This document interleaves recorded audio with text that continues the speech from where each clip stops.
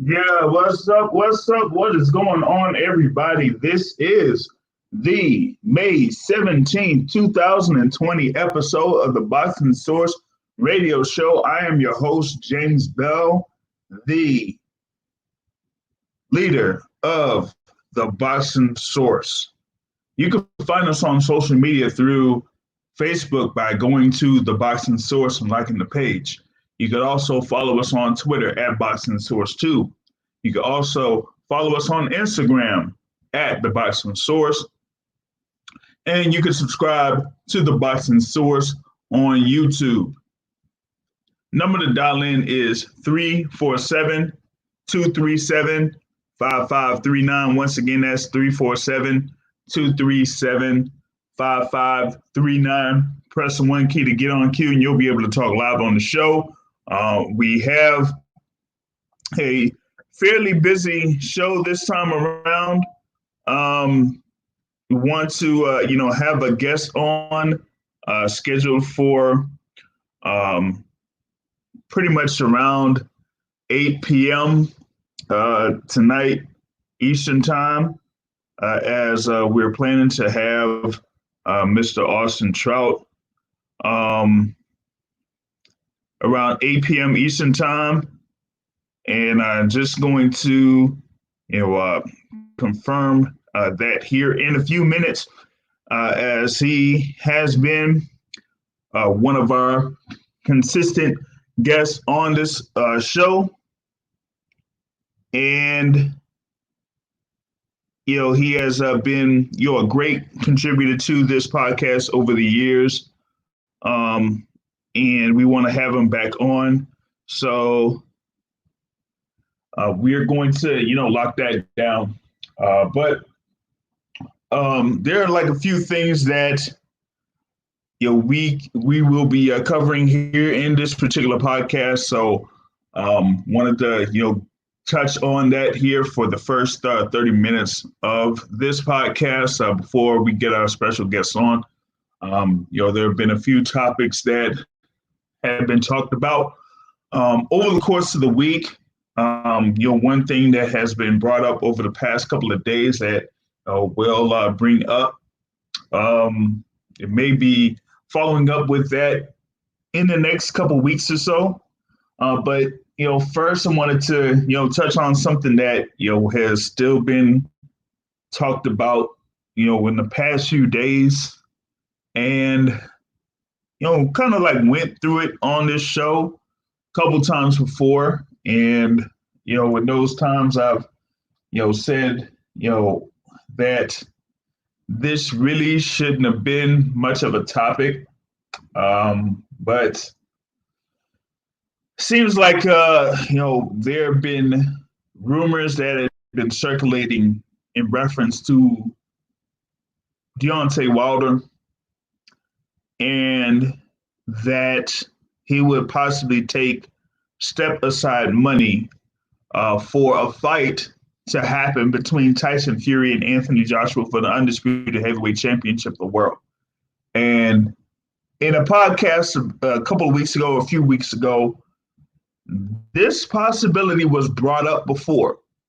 And I had said then that there was no way that Deontay Wilder was going to step aside for a fight of Tyson Fury and Anthony Joshua to happen, mainly because there is no way that he is going to give up the amount of money that he would be able to get in the third fight between him and Tyson Fury. Okay, that's number one. Number two, even if he took that step aside money, there is no real guarantee that he would be able to face the winner next. because he is not a mandatory challenger to the WBC Heavyweight Championship. The WBC mandatory is Dylan White. Okay.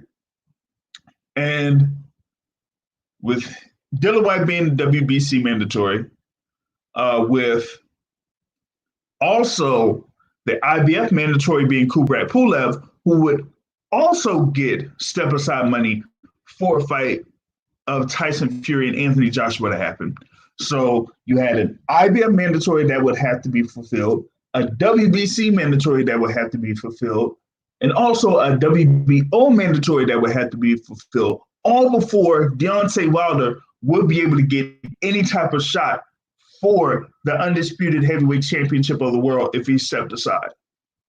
So that had clearly been explained in previous podcasts, and that has been put up on multiple occasions over the course of the week. Unfortunately, there had been a quote unquote report that had been put out that said that Deontay Wilder agreed to have a step aside for the fight of Tyson Fury and Anthony Joshua to happen. And that came from a social media page that has been known to put out fake news multiple times and been called out on it. And because of that, man, it has been going crazy over the past couple of days in reference to that, that news. And, for me, that has been very upsetting because it's like people just want to run with news that is not true and just keeps going with it. And for me, I've been listening to, what has been said from both parties, the side of Deontay Wilder and the side of Tyson Fury. Deontay Wilder said a couple weeks ago that he was preparing or going to prepare for his fight against Tyson Fury, whether it was going to be October 3rd or not. And when you have somebody like Deontay Wilder, who has so much pride in himself, so much confidence, quote unquote, speak it, believe it, receive it, speak it, believe it, receive it. You think that Deontay Wilder is going to just step aside for $10 million? Nah. That's not going to happen. That's half, or maybe not even half, of what he received for his fight against Tyson Fury on February 22nd. Why would he accept half that to step aside when he didn't even accept 10 million, or basically said that he would ask for $10 million back in 2014 if a fight between Latimer Klitschko and Bermond Severn happened for the undisputed heavyweight championship. And back then, he wasn't even touching $1 million yet. So that's the type of person that we're dealing with. And people actually thought that he was going to take step aside money for a fight of Tyson Fury and Anthony Joshua that happened. Nah, that's just not the case. Not the case whatsoever. Other thing that I wanted to briefly talk about is the story that has been circulating over the past few weeks about Mike Tyson. Mike Tyson, they're 53 years old, and has his podcast, Hot Boxing with Mike Tyson. Had the show series that was on Cartoon Network or Adult Swim or whatnot, the Mike Tyson Mysteries. He has the marijuana business that's going well. But it seems like they had something in reference to him not necessarily being complete. So he got himself motivated, got in the gym, started to work out, get into the boxing ring a little bit and do a little bit of training there. And we said, like, the video that he posted a few weeks ago, at that time, he posted it May 1st. By May 3rd, it had 8.5 million views. 8.5 million views. So, with that being said, that overall momentum, had him to the point where he could be, possibly, training for a fight. And there had been multiple offers for him to step in the ring and fight, whether it's for a exhibition or for real. And like I was saying then, I didn't think that it would actually be for anything to put in the actual record books.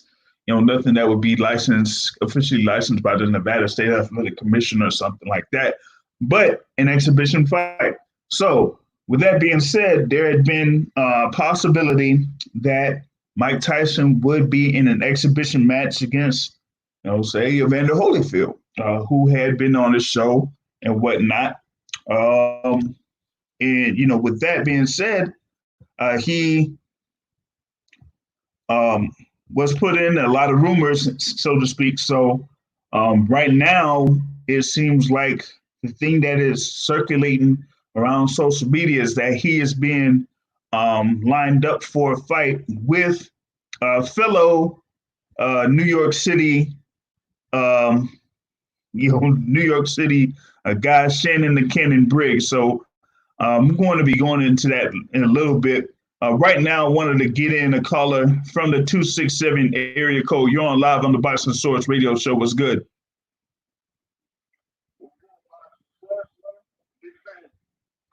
Yeah, what's going on, my man? How you been, man? Yeah, man. Hey.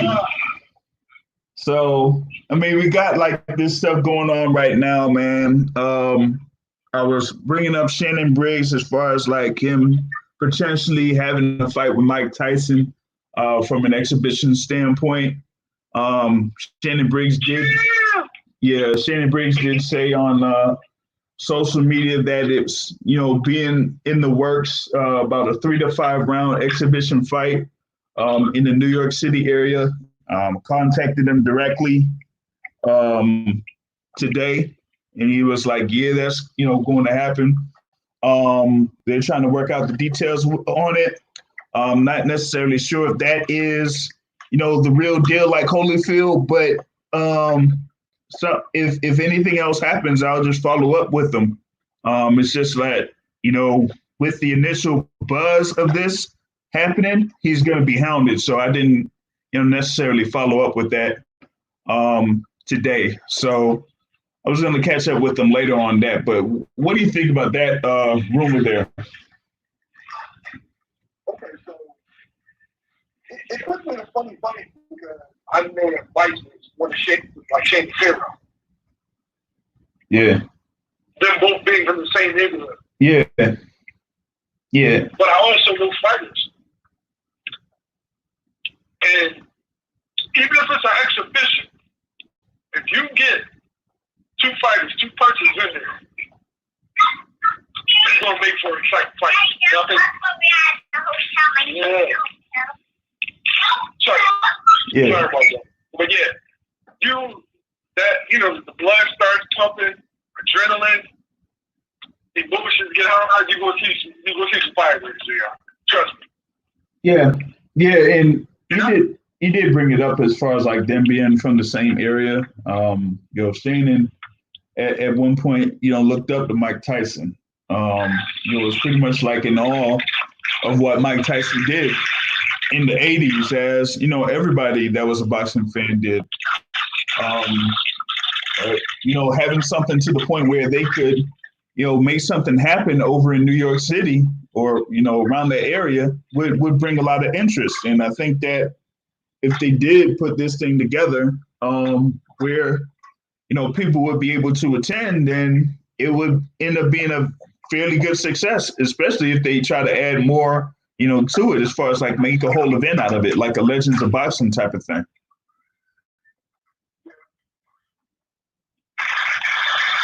All right. All right. So, only 1 second. Yeah. So, my thing about this is that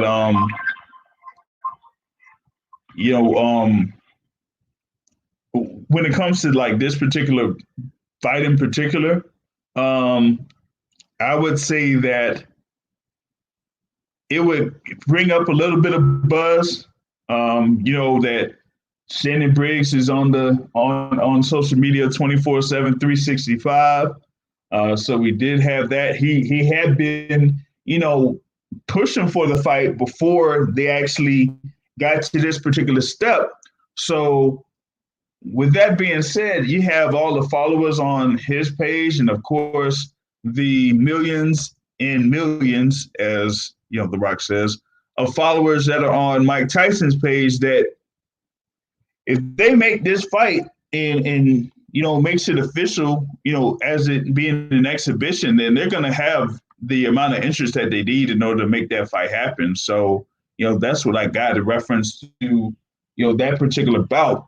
As far as like Shannon Briggs was telling me, he said that they don't necessarily have a date set for it, but they want to, try to make it 3 to 5 rounds and, try to go forward with this particular bout. So, I mean, if things, if we get any updates on it, then if it does go through, I'm gonna be, I'll be, pretty much hyped for it, mainly because of, what it could do for Mike Tyson and Shannon Briggs from both instances, because it's like they don't, like, some fans didn't necessarily want to see if Shannon Briggs would still be in the ring as far as like full time is concerned, but he still was able to, have those fights over in the UK a couple years ago. So, okay, so I don't think, there's no way there can't be a big, because New York is still like the number one state or number one city that's going through astronomical numbers with the coronavirus, right? But I do think the interest would be as high as what you're saying, because Mike is still maybe the most captivating boxer in the history of boxing. Yeah. It's either Mike and Ali, because Floyd got the numbers, right? But Floyd wasn't must-see like Mike Tyson. I don't think any fighter in the history has been must-see like Mike Tyson. Right. Even old, even 53, we have to see what he looks like. Yeah, because the thing about Floyd Mayweather is Floyd, Floyd was like a guy where a lot of people saw him to see if he would lose. So, people didn't necessarily root for Floyd Mayweather as much as they rooted for Mike Tyson. So that is what separated Floyd from Mike in that aspect. And so that's why, Mike was able to get as much money as he did at that particular time, which was unheard of, because everybody wanted to see him. Whether it was during his run as the undisputed heavyweight champion, or that, second comeback where he was winning those fights up until he fought Evander Holyfield. So, even after that, when it was like years after and he fought Lennox Lewis, like people were still backing him when he was fighting Lennox Lewis. So that's the type of, aura that Mike Tyson had and still has, up to this, day, because with boxing being a sport of fans that are pretty much our age and over, they vividly remember what Mike Tyson did in his heyday, and they haven't been able to see anybody in the heavyweight division do what he was able to do. So that's why he's still, at that particular point. It's like, how people view Michael Jordan. It's like they say that nobody's, seen anybody do what Michael Jordan did. So that's why they, see these things here with the documentary or whatnot. And that's what, keeps, people in a nostalgic sense of mind there with that Last Dance documentary that's been, going on over these past few weeks or so. You know what I mean?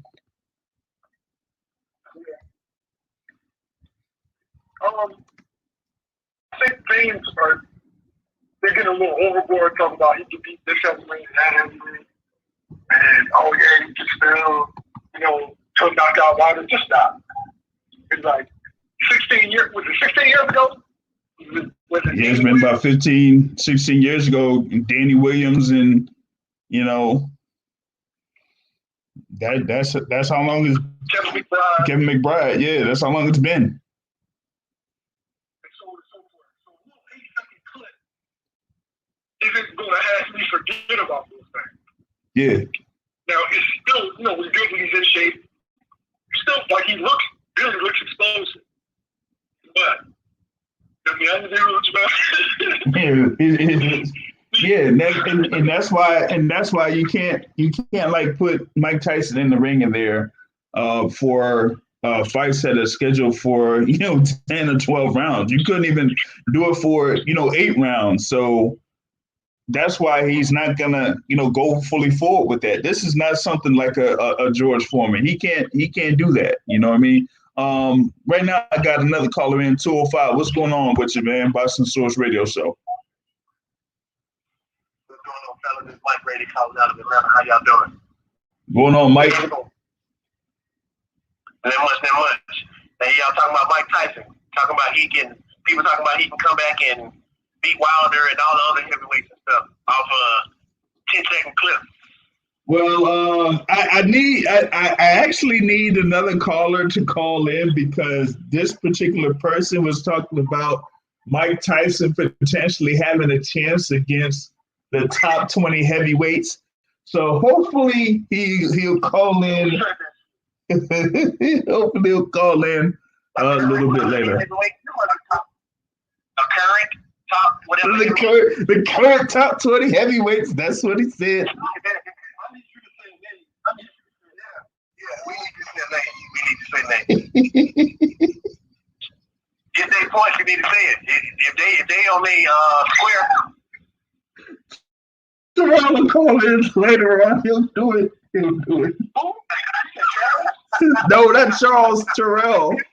No, Terrell. Not Charles Terrell.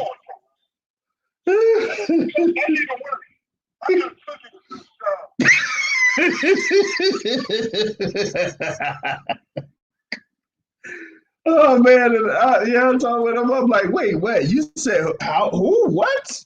Top 20? Nah, man, nah. Oh man, but yeah,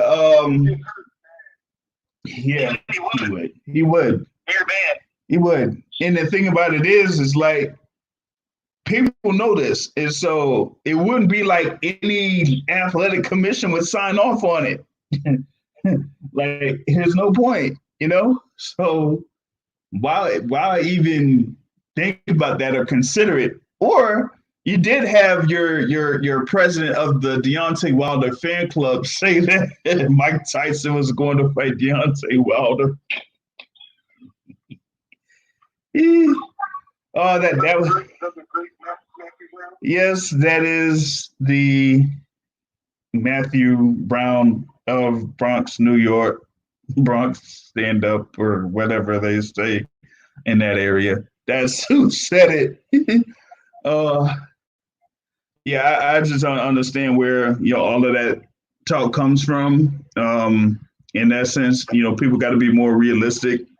So for me, I just feel that that has to that has to be set up to a point where, like I said, Mike Tyson would be able to benefit from an event, like this. So that's why I say, they want to do an exhibition, 3 to 5 rounds, get it in, get it on, and get it over with, then no problem, But other than that, there really shouldn't be much interest for Tyson to get in the ring.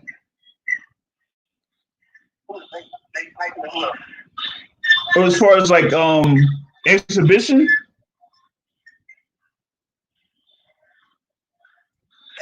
as far as like exhibition, I was saying that Shannon Briggs was talking about him fighting Mike Tyson in the exhibition. That might be fun. Yeah. So that's right? what's that? I said Shannon Briggs is still in some type of shape though, right? Well, yeah, he's in some type of shape, but he kind of got a little bit off of it recently. So he said he's going to be back in the gym to kind of shed off the extra weight that he got over the past few weeks or so. So yeah, he said that he was going to be getting in the gym to prepare for whether this fight or something else, because he was originally supposed to be gearing up to fight in bare knuckle. So with him in bare knuckle, then he was gonna get himself in the gym to train for that bare knuckle before this came up. So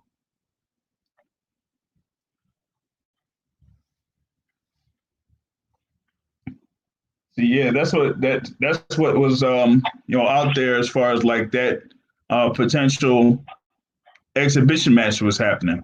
Let me see here. I'm gonna get Jamil back on. I think he had like a lot of feedback going on. Yeah, Jamil, you back? Yeah, that was supposed to be Australia, right? Yeah, yeah. Yeah, I mean, it's Mike, so there's no way you can't watch Mike. No way you can't. But I'm waiting on you to touch on all the Wilder haters that ran with the fake news that he was taking step aside for. Oh, I did that. Yeah, I did that on the jump. I did that on the jump, man. I said, look, man. How many times? Hey, I said, look, like I've been teasing about this, for the past few days, and I'm like, a couple of weeks ago, I said there was no way that Deontay Wilder was going to step aside to have a fight with Tyson Fury and Anthony Joshua to happen for the undisputed heavyweight championship. One, he wants to avenge his only loss of his professional career. Two, he got 20 million plus for his fight against Tyson Fury in February 22nd. What makes anyone think that he's going to accept half that amount to step aside when he would probably get 20 million plus for the third fight? And on top of that, with him not being a mandatory, if he took the step aside, there would be a good amount of time before he would be able to fight either one of those guys. And with the bad relationship that he has with Eddie Hearn, Joshua was going to fight. Ain't no way he's getting that. They're going to dance. They're going to use every trick in the book to hold that off. And you can't even trust Tyson Fury, because if Tyson Fury wins, he ends up just like, I'm undisputed, I'm retired. I retired. Yeah. Yes. Which would be smart though.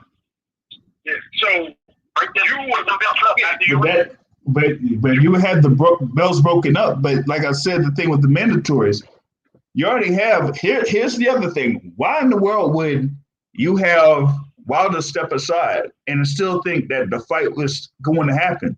You still have to pay Kubrat Pulev. yeah. And then once that's done, guess what? The IBF will, because the IBF, yeah. Look at it.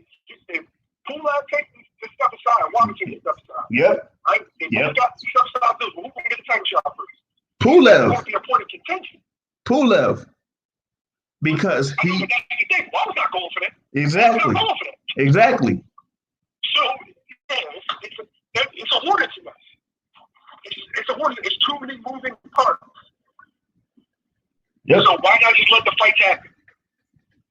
Yep. Just go ahead, let those fights happen, and then see what goes on after that. But even then, regardless of who wins those fights, undisputed title fight still wouldn't happen because you still have mandatory defenses that you have to honor, or you have to give them step aside money.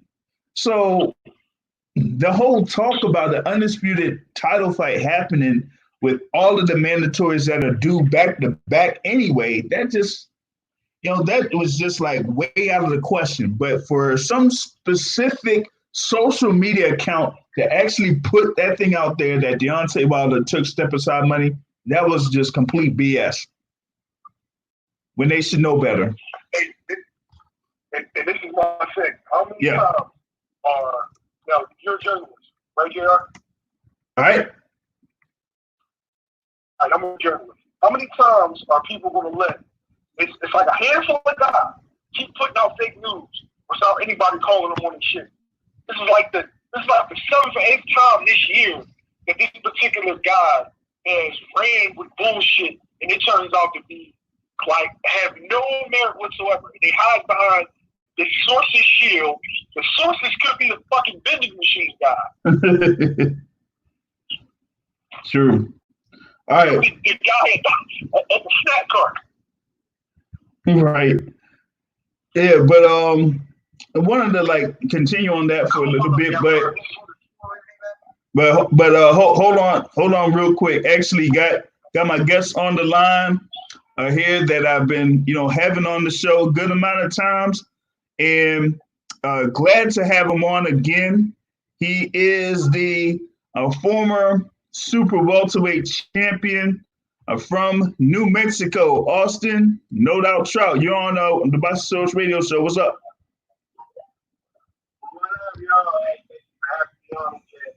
It's a pleasure. Yeah, thank you very much for coming back on here, Austin Trout, man. See that you just chilling out there. So what's been going on with you over the past couple months after you being in the ring over in the Inn of the Mountain Gods Resort and Casino back in February? Man, I've just been trying to stay sane, stay safe, stay healthy, keep my family safe and healthy. Trying not to kill my own family. We kind of just around each other a lot lately. But it's been good, eye-opening time. Me and my family bonded in ways that we normally wouldn't have. The environment gets better. So looking on the bright side of things, I may not be in, have a job right now, but there's a lot of positives too. It put a lot of things in perspective about what's important in life. And at least for me, it did. Yeah, I feel you on that. I feel you. I mean, in this time, you have time to reflect and think about what's been going on around your your area, and like you said, spend time with your family, bond with your family a little bit more, and have that relationship build more in that instance. But like I was saying before this whole thing was going down, you had a fight with Roosevelt Montoya where you got a TKO victory. And remember, the last time that we spoke, you were kind of building up to getting to that welterweight division and competing in the welterweight division. So how was having this last fight getting you prepared to get down to welterweight? Well, it's something that I can make it, and I can make it fairly easy. Well, I made 149, and I wasn't killing myself. I wasn't dying. I was hungry, but my spirits was up, and it just showed me that I can make it and feel strong. Now, the next test, honestly, is going to be what my endurance is hitting for at 147, and I can't wait to get that test. You know, depending on who's available and who I can get that test with, but you know, obviously a durable welterweight, and that's kind of the step I'm at now. I want to check out my endurance. Yeah, and that's going to be, you know, something for us to see there with you being at that 5'9", 72 with the 72 inch reach. That's going to be, you know, good amount of problems for the welterweight division, and the way that you fight, as far as like being slick and very defensive minded. That it'll be a tough out for any of those welterweights that are out there. Oh, absolutely. I think I matched up very well with the top welterweight, and I love to prove it with the mid-level welterweights to make my way up to the top. And don't get me wrong, I'm still down to go to the super welterweight for the right fight, especially if I can get my revenge on some of these champions.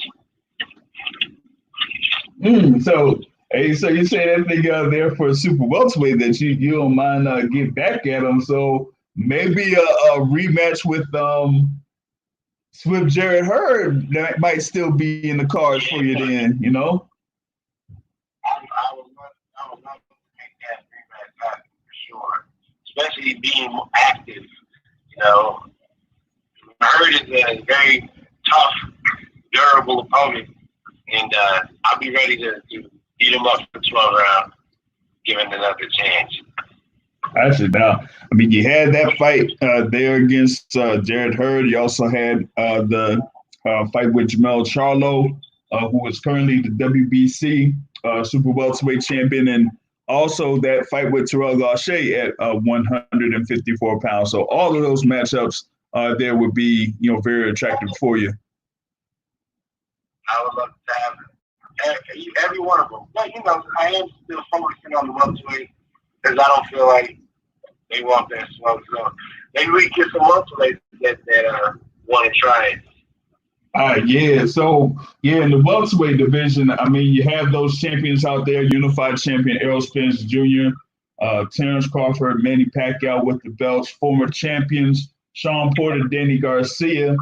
You know, but like you said, that welterweight division has a lot of guys there that, you know, are willing to compete at a fairly high level. You know, like your Dennis Ugas or, you know, Josecito Lopez, Sergey Lipinets, Jamal James. Like, I could name, you know, a good number of fighters there that are willing to compete. There should be no problem getting a good fight with a good name. I like that Lopez. I like the Ugas. You know, everything you named, I like, and I would like to put my hat in, you know, and stay busy with every one of them. Yeah, feel you. Actually, I might have like a couple more that I see in there, but Lippy, yes, seems like a fairly attractive one that I think could be made. I was going to see if there was like maybe Thomas Delorme, but I don't know how his management situation is. So that's, yeah, like I said, you know, there's a few fighters out there that you could, you know, go ahead and face to, you know, get yourself planted in the 147-pound division before, you know, competing against, you know, the higher tier fighters there at welterweight. Absolutely, and I can beat them cats too. Oh, so let's do that. Yeah, feel you. Now, how was it, you know, having that fight over in Ruidoso against Montoya? I mean, it was cool. We tapped it out. It was a good stay busy, test the waters fight, and you know, I'm happy to be able to move in the way I want to move, and the Impact Network is allowing that for me. Hey, how was it, you know, working or having that fight on that network? It was good. I mean, the production was professional. You know, it looked really good on TV. You know, they're getting a lot of B-roll, a lot of things for like a reality show that they put together, which is all great footage. It's just good content. And, you know, they try to spin it with a positive, you know, godly vibes, so that, you know, I'm very spiritual. But I like it. Yeah, it's great. This is going to be a good place for a lot of fighters to be seen, because they're going to have bad bigs whenever, you know, it's time to come back. Yeah, that's something that I was gonna, you know, talk about as far as like, you know, having that type of thing for boxing when it comes back up, is how that particular network is going to, you know, work with fighters to have fights coming on. Absolutely, keep us busy, because one of the problems that us fighters are having is we don't have not enough fights to go around. You know, we have to wait for somebody to throw a fight. Well, if they keep throwing fights, you know, once, twice a month, that just means more chances for us to work. Yep, true. Now I'm gonna see if I could add in a caller from the 646 area code. He is the self-proclaimed president of the Deontay Wilder fan club, Mr. Matthew Brown. What's going on? Can I get a Come on, man. Oh, yeah. Let's go. I heard that you got the former champion Austin Trout on the line with you right now. How you doing today, Austin? I'm doing good, man. How you doing, man? I'm doing pretty good. I was able to watch your last fight on the Impact level. How did you get hooked up with them, and what are your plans with them for the future? So Teresa Tapia, the late and great Johnny Tapia's widow, she got me in contact with Steve Marcano, and you know, he's like, "Do you believe that we can be that boxing place?" I said, "Yeah, you can believe it. I believe it so much. I want to be the first headliner." So we kind of just started from there, and Brian Camp, and like I said, the production was great. It looked good on TV. I thought they let me guide them a bit for the boxing side, because, you know, they're a little bit green in that. But even with that, with their feet just barely getting wet, they pulled it off wonderful. Oh, so you ain't have nothing to do with the musical performance in between the fights, right? Nah, I sure did. Okay, good. I didn't know.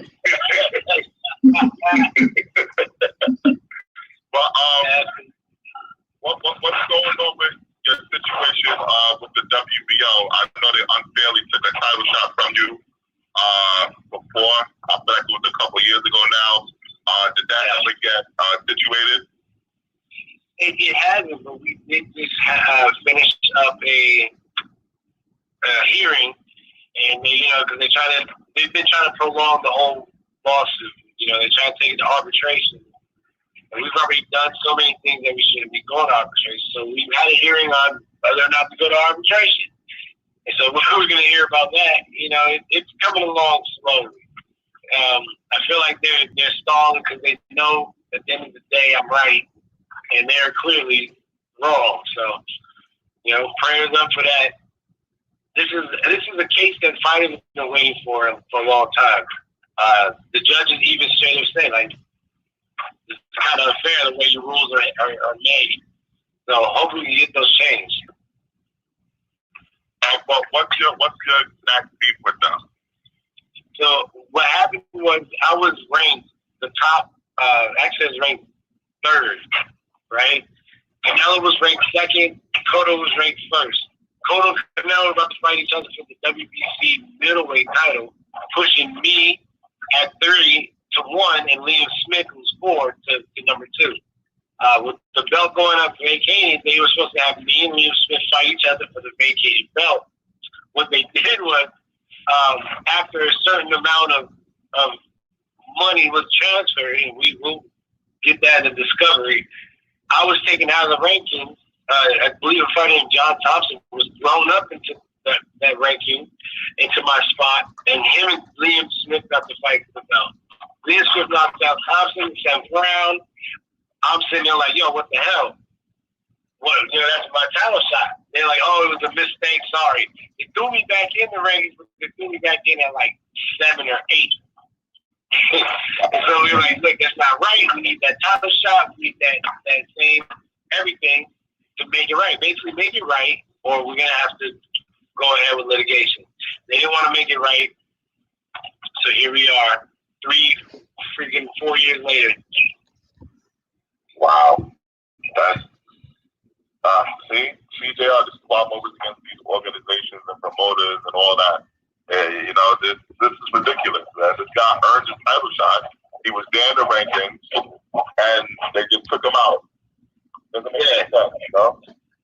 Yeah, the WBO, they be on that BS, man. I guess that's why, PBC don't recognize them. Right now, see if I can get another caller in here for the 312. Oh, yeah. Yeah, Glowacki. Yep. 312, you're on with us on the Bison Source Radio Show with Austin, No Doubt Trout. What's going on? How you doing, bro? Hey, I'm doing good. Just welcome. I appreciate you coming in. Yeah, man. You were talking about the whole thing with Glowacki, and they still really hadn't, sorted that out completely there with what happened over in with his last fight there. So, that's a lot of things to go through. But back with Austin Trout here, man. One thing, usually go through this with my guests now. As far as books, I kind of ask my guests what books they read or point to as far as the best book that they've read. So what was that for you?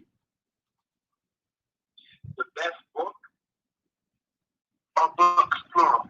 It could be book. It could be both. As a man thinking is a dope one. It's small, it's a little great handbook to get you on check. As a man thinking, I recommend. I make my children read it. Get Rich or Think and Grow Rich. I like The Art of War. The 33 Laws of War. That's another real good one that I really I read it numerous times, and I just got done with The Subtle Art to Not Give a Fuck. That's a good one. You don't catch me not giving. I give no fucks right now. I'm real good at that. That's one I should check out. Hey, Mike, you gotta give me a link for that one, man. I probably gotta check out that book when I get a chance, man. Yeah, it's a good one, man. It puts a lot of things in perspective. True that. You care too much about shit that matter. Yeah, true that. Yo, Trout. Yes, sir. Yo, what's going on? I'm just getting in, so I don't know what you guys discussed already. I just wanted to know what plans you have for your career, from this point forward. I mean, obviously, when this coronavirus stuff, calms down, and when you get what's your plan for? I want to take a run at the 147-pound division. See what kind of noise I can make there. Still be up for good fights at welterweight. And try to see if I can get to the top of the welterweight division, and then from there come back to the super welterweight and get my rematch. That's my plan. You know what I mean? We might be taking people towards, but I'm gonna make that happen. God willing, inshallah. Okay. So how does it your last fight you had? You made it was 149 the weight. Yep, that's it. How did it feel going down to 149? So it felt good. I didn't kill myself. I wasn't moving weak, nothing like that. I felt like the power carried over. Now it was the second round stoppage, so I'm still curious about the endurance part. can I still, have a good endurance at 47? But that's as soon as it's done, I'm gonna get right back to work. I'm already, training. I've got some contacts in Mexico that are waiting for this to listen to go fight. I'm gonna stay busy. Impact Network, they're itching to get back on. So I got plenty of opportunity to stay busy and get my tests out the way. Okay, man, that's always a great thing, man. Man, a lot of people don't have the opportunity, but you got the opportunity, so that's good, man. I'm trying to get this opportunity to be a normal thing. Like, if your Impact Network is with me, like I think they are, they're going to try to be a home these two fighters busy. They were talking about having a fight once a week, every Friday, once they get things. This could be the perfect place for everybody to stay busy. Right. Well, that's good. We love boxing, man. Boxing every week. And that's definitely something that we want to see. I got two questions for Austin. One regarding that. So, Austin, is it out the playbook that you could also do commentating for them? Because we heard your commentating. You're pretty cerebral with it. Yeah, thank you. Well, I would love to. If I ain't fighting, I should be speaking on that network. I think they had BJ Flores on my fight. He's in the Tawan Butler. And both have real good, vernacular. But they definitely should need to put me on. Yeah, definitely. What do you think about? So people have thrown out the idea of getting back. MMA had their fight card recently, and they didn't have anyone in the audience. Do you think it's realistic for boxing the way that the template works in terms of y'all making money for people to have fights without people in the stands? Is that realistic in terms of paying fighters and things like that? Well, it just depends on which level, because you have the lower level promoters that they rely on the ticket sales. That's where they make their bread. And then, a lot of times their fighters sell tickets to get their purse. Yeah. So it's gonna affect that type of promoter, the low to even minimum fighters. If the only two that are not going to be affected are the ones that got TV. If you got TV, then you're good, because the money wasn't coming from the people anyway. So do you think you'll see more of that, or a lot less? Because which one do you think you'll see more of, or will it be a mix? What are your thoughts on that? I think we're definitely gonna see more streaming, because that's not something we're really doing much of. But I think definitely gonna be less fights. It's not gonna be worth. Because not just you got the gate, but you also have the merch. You got the concession. There's a lot of avenues of money that's being taken away. Definitely. I don't think fighters are going to get paid like they used to. They're going to say the same thing. Well, we're not making this, we're not making that. So, you can't make this. Yeah. Like you were saying, the part about most of the fighters usually get their money from the ticket sales that they get for the fans going into the arena. Now that is, taken away from them for, the next, I would say 4 or 5 months at least. So, like you said, the only other way that they could get it is from TV guarantees. So it has to be like someone, like that Impact Network that says, okay, I'm going to invest this amount of money, for the sport of boxing. And you get the fighters, you put them on, you say, you use that budget to get those fighters on to make fights and do a whole fight card to put on like an Impact Network or, Fox Sports 1 or something like that for them to generate the audience and get, the enough amount of people to watch the product so that they'll get the return that they want to get from the investment that they make. So I think that's going to be one of the major obstacles that they have here for the next few months. I agree. I'm not sure where boxing is going to go. I do know it's going to survive, because boxing is a survivor and it ain't going nowhere, but it's just going to be something different and innovative. I was thinking, like, now there's such a void maybe whenever we can start sparring again, we start streaming the sparring. Yeah. For real. Yeah. Sparring. So I was thinking that might be the next move. Yeah, because I mean, even people tune in to see that. Yeah, I just don't.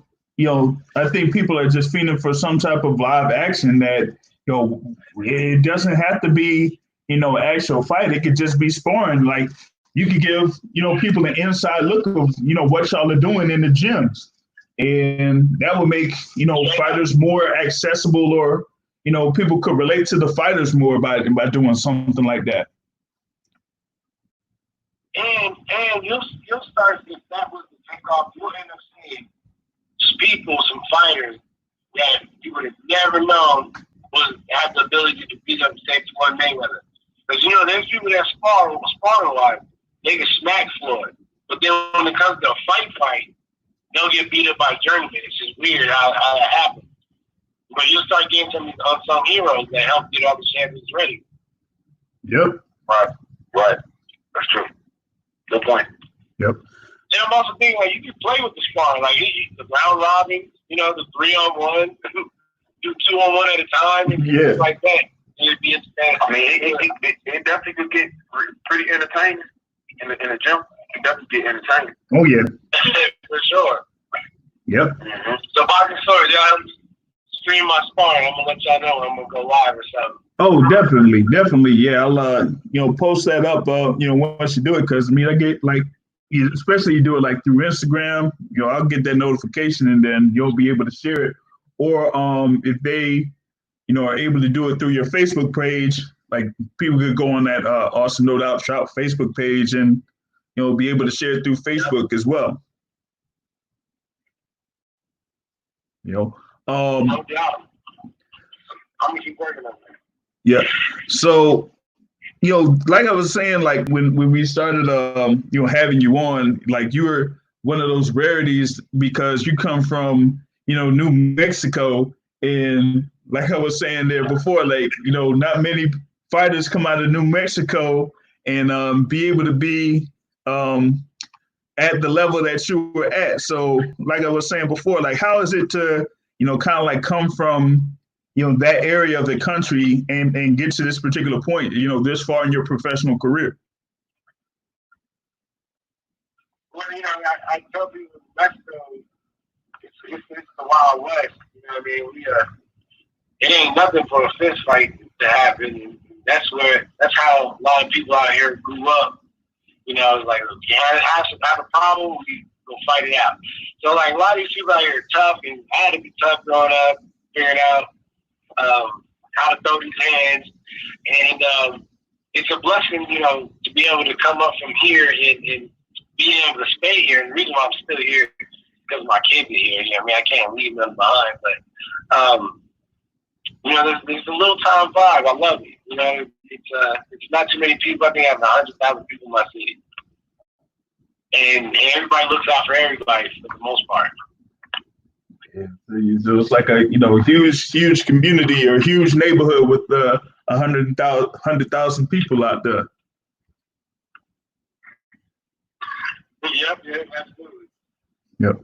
So going back into your fighting career, whether it's amateur or pro, know that you've had those notable fights that we talked about: Miguel Cotto, Canelo Alvarez, Erislan De Lara, Charlos, but we hadn't really touched on your amateur career all that much. So, go into that a little bit before you became a pro. Yeah, I had a pretty good amateur career. To fight. I was the 2004 Olympic Ultimate. I lost to Vanes Martirosa in the box-offs. I was a 2004 national champion. I got to do quite a few international duels and represent Team USA. I got to go to the Olympics, although I wasn't fighting, I was a training partner. And that was probably, to this day, one of the greatest experiences I've ever been able to see. Yeah, that's that's what's up. Yeah, like you said, you fought the likes of Vanes Martirosa.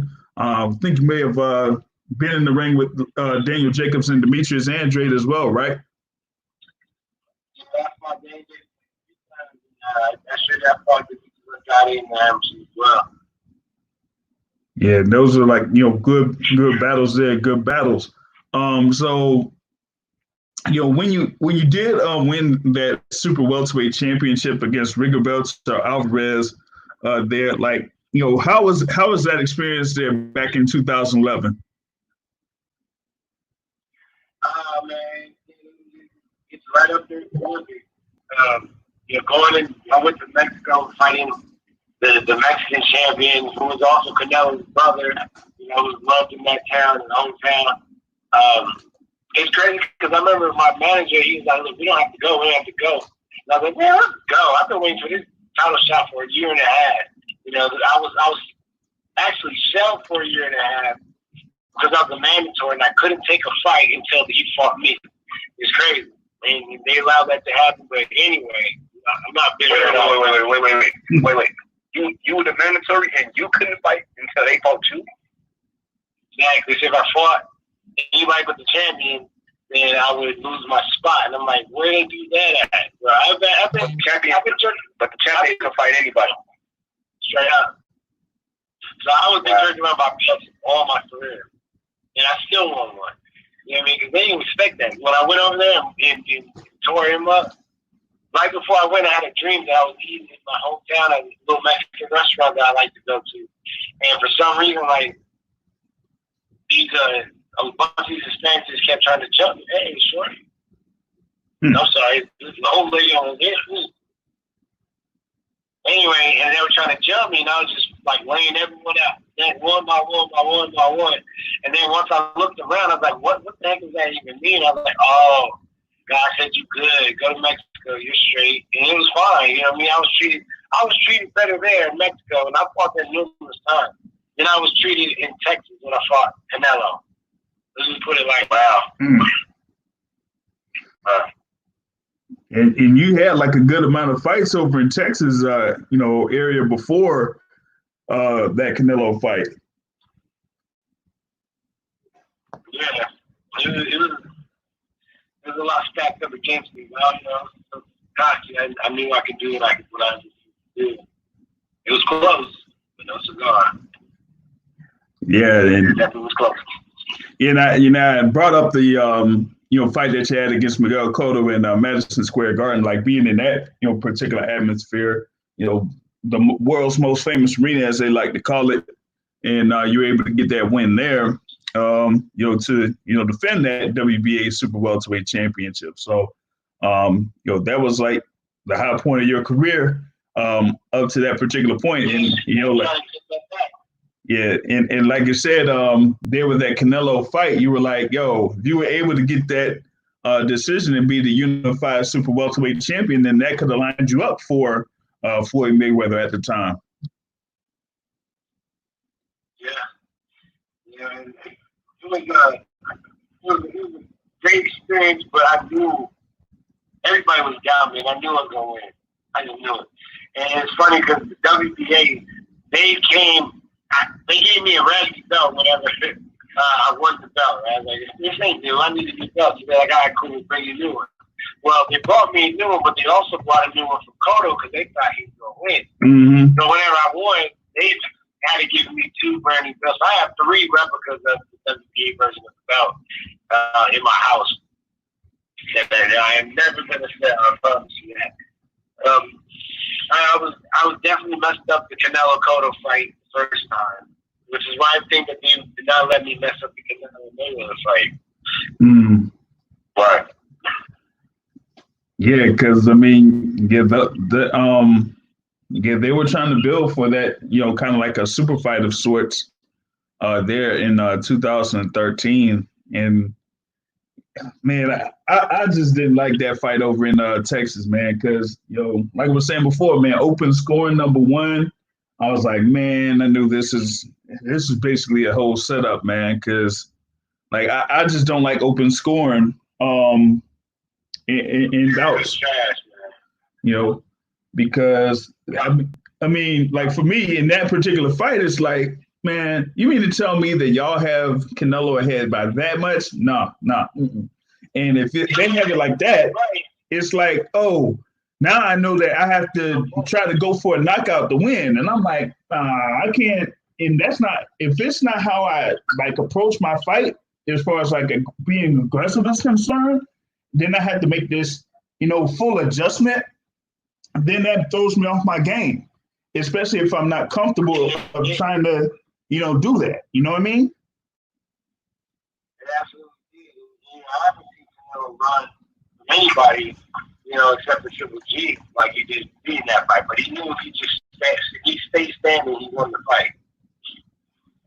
Yeah. So, Austin, did you see the scores while so I know it's open scoring and we can see everything, but were you getting like live updates of the scores and like you knew that you were in rounds that you was like, God dang, I put a lot on him. They gave him the round. Were you like being updated of the rounds as it went live in the fight?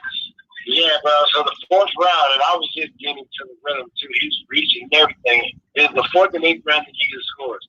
And I get back to the corner, I tell my coach, oh, he's reaching now. I'm about to start sitting on some shit. He gets the score and he looks at me, he's like, all right. I said, what did he say? He was like, no judge gave you any rounds. You lose on every round of every judge card. Now you fucking kidding me? Like, all right, you can't box no more. They don't respect it. Go get him. You have to go after him. So from the fourth round on, I was just trying to force something, man. And was never in the rhythm.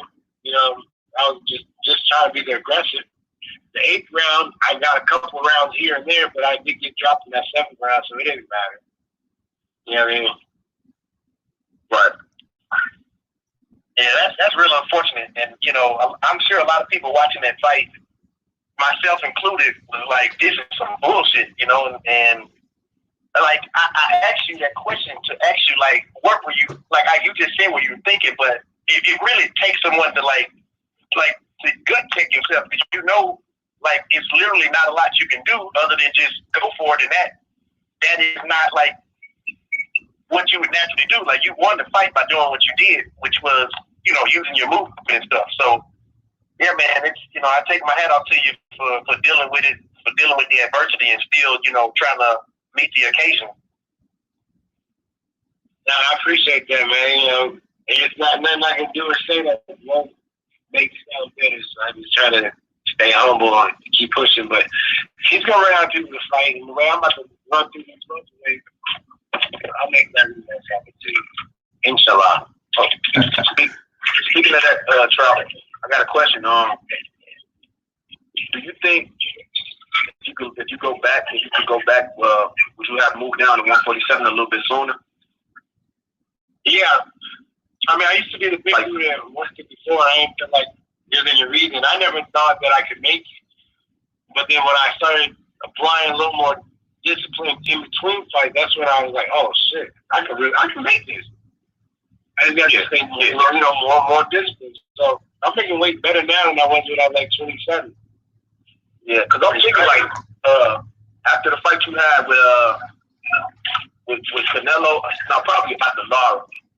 After you fought Lara, if you would have went down to 147 right there and got in the mix, and ain't no telling where you'll be at right now at this point. You know what I mean? Yeah, that's true. That is true. Yeah.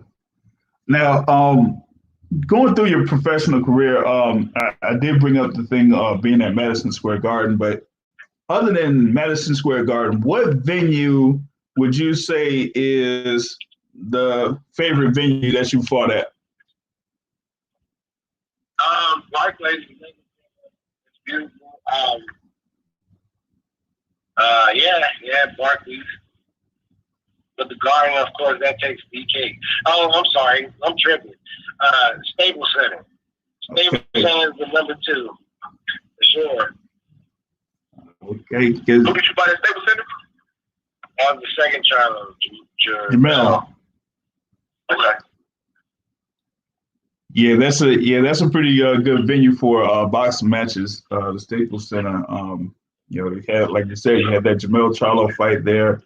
And we've had, of course, a few notable fights over at that venue over the course of, many years. So yeah, that's a good little venue to have high skill boxing matches. Like revisiting the thing about you being at welterweight, seeing like you kind of like change things up in order to try to make that. Like go into like what you've been doing in order to get down to pretty much at the level that you're at right now, so that you can make 147 without much issues. Well, I stopped being so heavy in between fights. That's one thing. And the way I was able to do that is I don't eat meat in between fights. When I'm getting ready for a fight, I'll eat a little bit of meat, and usually it's fresh killed game type deal, nothing store bought. But yeah, I turned vegetarian. Really, I guess pescatarian. I love you some fish tacos. But I don't eat meat in between fights, so my weight doesn't get up so high. And then, I do things like intermittent fasting, stay in the gym, things like that also contribute to helping myself not get too big. What would you say? What would you say your max weight is right now? Like if you're not fighting, like what is the highest you would go up to? Like 170. Okay, cool. And that used to be at like that's good. 85. You know what I mean? 186. Damn. Yeah, 170 is good, man. Because it's a welterweight out here that be walking around 180, 185 and shit. You're right. Errol Spencer, he's another one that made me say, look, if he can do it, I can do it. But hey, he's my side. Yeah, hey, man. Even Crawford, man. Crawford got on the scale. He was 177, and that was after he had just moved up to 140. Damn. He posted a picture on social media. He was showing his weight, and he was 177. That was right before he had fought what's the Australian guy? Jeff Horn. Oh, okay. Jeff Horn for the title.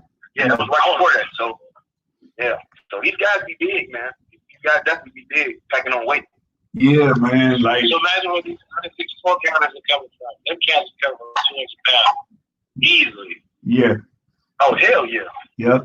Because especially like Hurd, Hurd and Jamal Charlo. When I fought Jamal, I was like, God damn, this dude's huge. I don't know how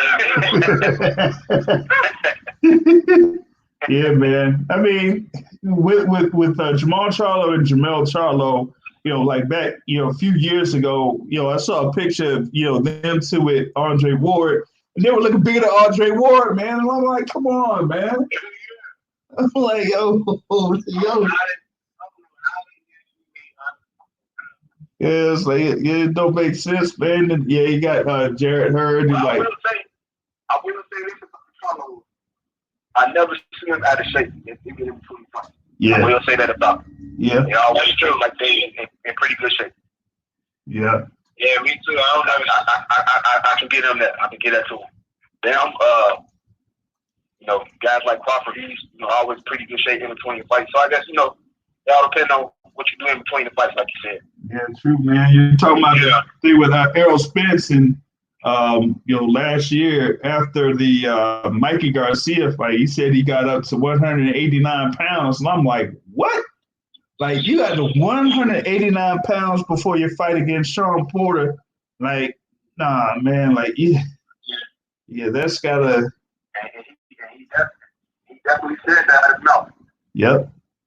And I was like, my goodness, like you dropping over 40 pounds just to make weight for a unified title fight? Like, nah, you can't. I don't know how long he's gonna be down there in that particular weight. But like you said there, like you said, Austin, with you being around the 160s, it won't take you that much to get down to 147 when it's time to get ready for a fight. Man, look, at 170, this guy that's at 140 and walk around at 170, man. Straight up. So that's why I'm like, I need to come down and pick on somebody on my own side. Exactly. Yeah. Great idea, man, for your career. Man, thank you, man. I appreciate that. Yeah, so anyone listening in live that wants to call in if they want to have a question there for Austin No Doubt Trout, you can call in at 347-237-5539. That's 347-237-5539. You're seeing here for my other guy here, Matt. You still there with us, Matt? Yeah, I'm here. True that, true that. I didn't know if you had like another question for Austin Trout or not. Yeah, I got I was just listening because you guys were doing like I don't know. I was just captivated about everything y'all was talking about. But I wanted to know from Austin if Al Heyman is still involved in your career right now. No, not necessarily. We don't have any contract, anything. I left on good terms. You know, when I got approached by this Impact Network, I asked for his blessing, and he gave it to me. So no hard feelings. The thing at the time was I wasn't being a priority. So and I understand business, so I had to go and make sure that I would make myself priority. So no, I don't have any necessary ties with Al Heyman. I hope he does throw me a bone and give me one of his quarter, Thurman, such as that later when I make enough noise. Yeah, that was one of the other questions I wanted to ask you. Like, who's on your hit list at 147? The fights that you want to have while you're down there to end out your career. Well, I would love to fight Adrian Broner. I would love to fight Danny Garcia, Keith Thurman, Sean Porter, and Harold Spence, in that order. Do you have any interest in fighting maybe one of the 147-pound guys from like a different promotional outfit, like somebody like an Amir Khan, Terrence Crawford, Virgil Ortiz, guys like that? Absolutely. I would love to fight any and all of them. I'm a free agent, so there should be no reason why we can't make any of these fights happen. Is there a particular sanctioning body that you're going to be fighting for down at 147 that you're looking to get ranked in to maybe position yourself to a title shot? Probably not the WBO, but and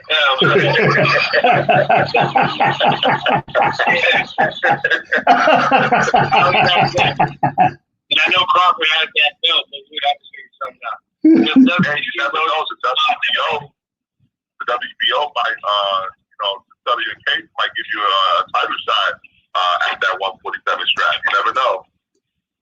Yeah, but can you trust them to give you a fair title shot? I can't. Matt, come on now. WBO can't be trusted like Jake the Snake Roberts, man. Come on now.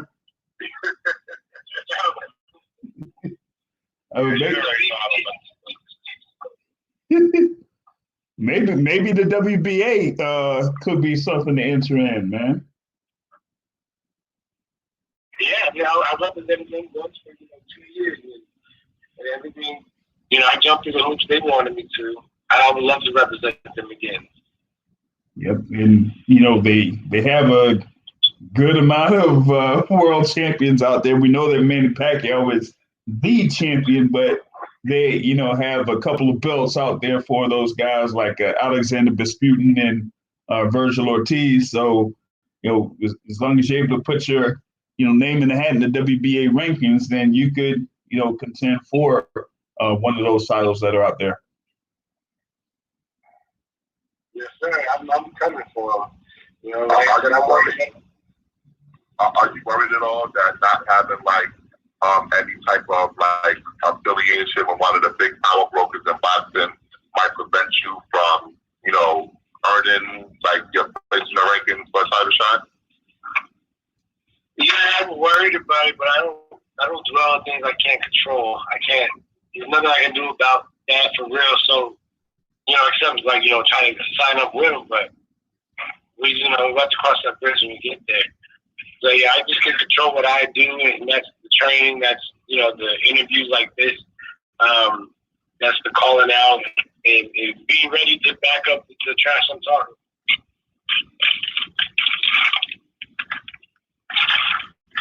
I see you right there, man. That's all I right, true.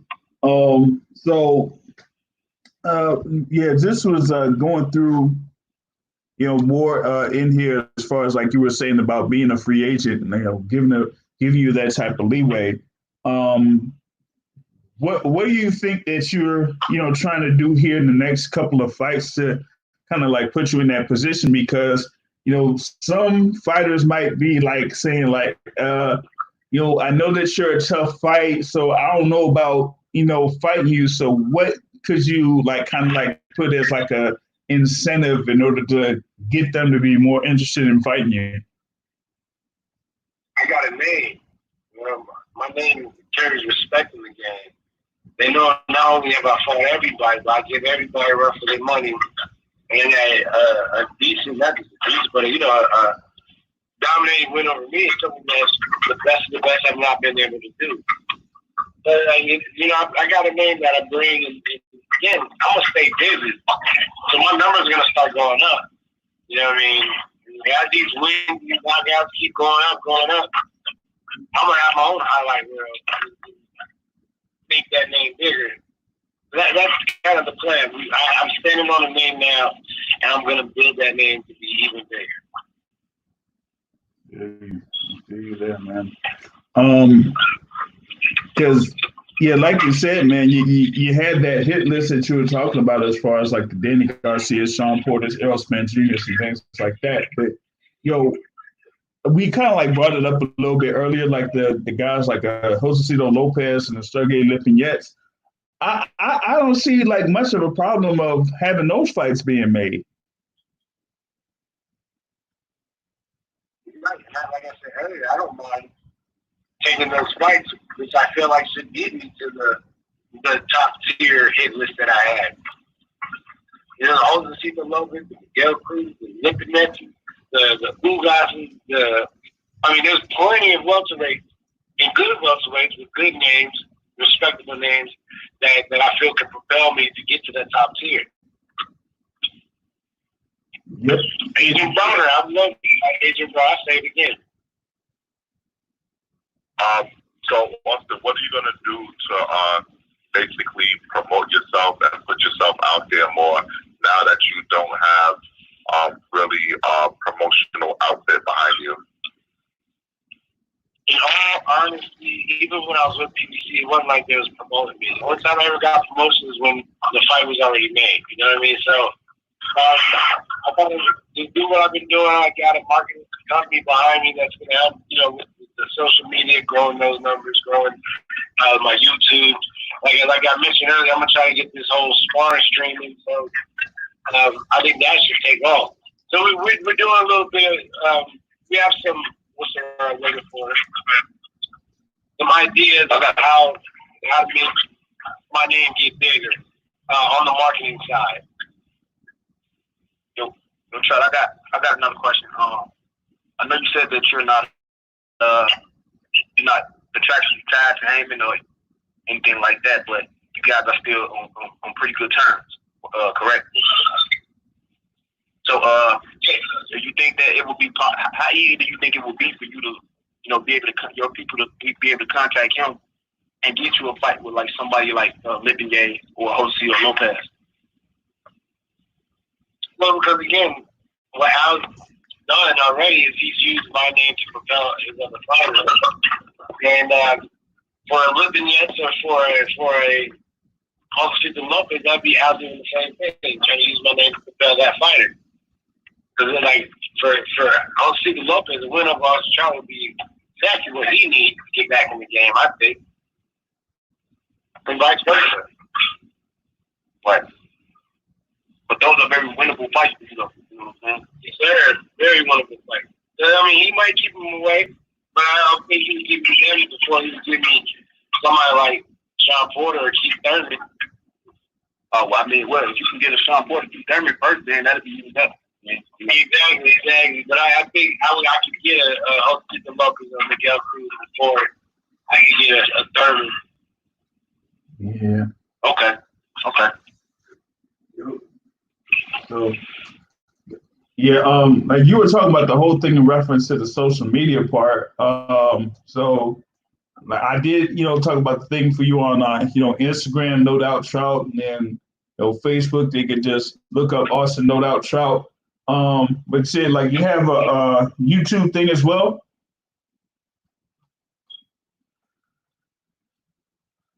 Yeah, I don't have a YouTube set up yet. We're working on it. It's coming. It's gonna be No Doubt Trout as well. Okay, gotcha. Yeah, like you'll get you boosted up on those social media things. So like you said, once you get this stuff going as far as like your sparring and other things are concerned, then will be right on it. Yep, yes sir. That's the plan. No, I'm in a few boxing groups, man. So what I'll do, man, I'll start posting that like, man, Trout should be, Keith Thurman's get back fight. Yeah, put the word out. So so he's still trying to get back from that loss he had to Pacquiao. He got to have someone comes back. So if he don't jump right in the mix with the top guys, man, shit, why not Austin Trout? So I'll put that all over the boxing group that I'm in.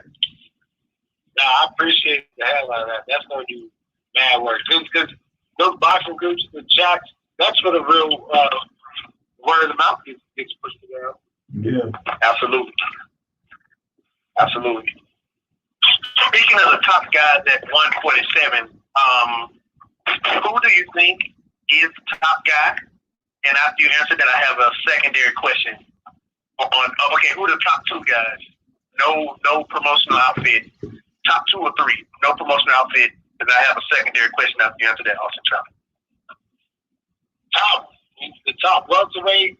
I'm gonna say Spence can be the undisputed champion. Then Crawford, he smacked everything that's been put in front of him. But Spence got the better resume, in my opinion.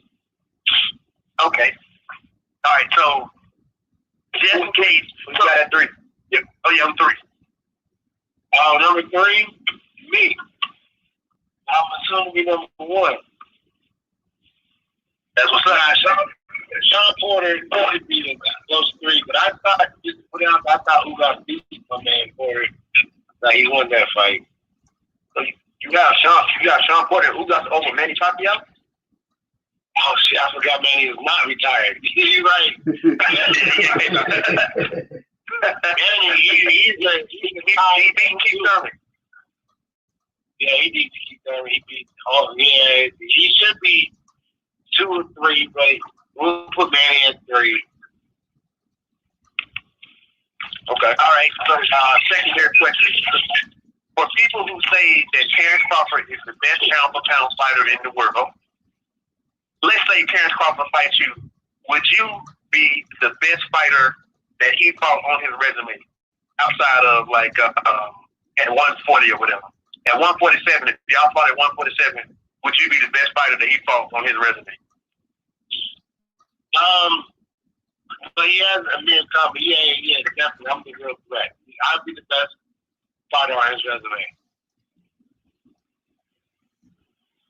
I think so as well. So I don't agree that he's pound for pound number 1. And if you guys fought, you would be the best fighter that he fought at 147 or whatever outside of 140. So yeah, I think like 147 for a period, I would be the best fighter on his resume. Period. And I don't think I don't. Like I said, Aaron Smith has a better resume than Crawford at 147. And at 140, Danny Garcia has a better resume than him at 140. Even though he won all those belts. Can't take it away from him. But,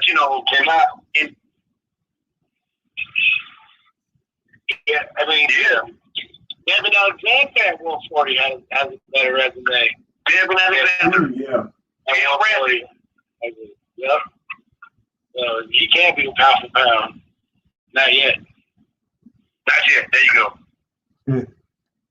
Yeah. That kind of stems from our previous conversation that we had in a podcast last week with brother Stephen so-called Nelson, who is very familiar with Terrence Crawford. So we had like a good little extended conversation about Terrence Bud Crawford last week, and that was a very entertaining segment of the podcast there. But yeah, like you said, man, 147 is very deep, and yeah, you would be, the best fighter that Terrence Crawford would face in the welterweight division if they, did make that fight. But like you said, we were talking about the WBO here, so yeah, I don't know about that all too tough, man. But going into you being in the commentator side of things, you kind of witnessed a lot of fighters and fights in various weight divisions. So I'm gonna kind of like throw this bone out here and say that one of the hottest divisions out, particularly this year from last year, is the lightweight division. So I'll ask, like, who do you think right now is the best fighter or the most talented fighter in the lightweight division? Man, I'm gonna say this kid is special, but we don't know enough yet. It's right now, Tank Davis and Devin Haney between those two. Tank, because we see when the guy, and when we know when Tank puts his mind to it, he's gonna beat you the hell up. But I feel like Devin Haney is special. You know what I mean? We ain't seen it yet, but I feel like it's there. Wait. He needs to step up. You think those are the top two guys? So no guy that has a belt at 135 is the top guy. No, I don't. Okay. I don't. I think Tank and Haney are the two top ones. Tank, especially Lomachenko. He's gonna fight with Lopez. Oh man. Yeah, no, Santa Cruz, right? But that's going to be at 130. Okay. That's right. Yeah, but he'll go back up to 135 after that fight. Because they're just doing this one for like pay-per-view purposes, you know what I mean? Because at 130, I don't see much else for Tank Davis at 130 after Santa Cruz.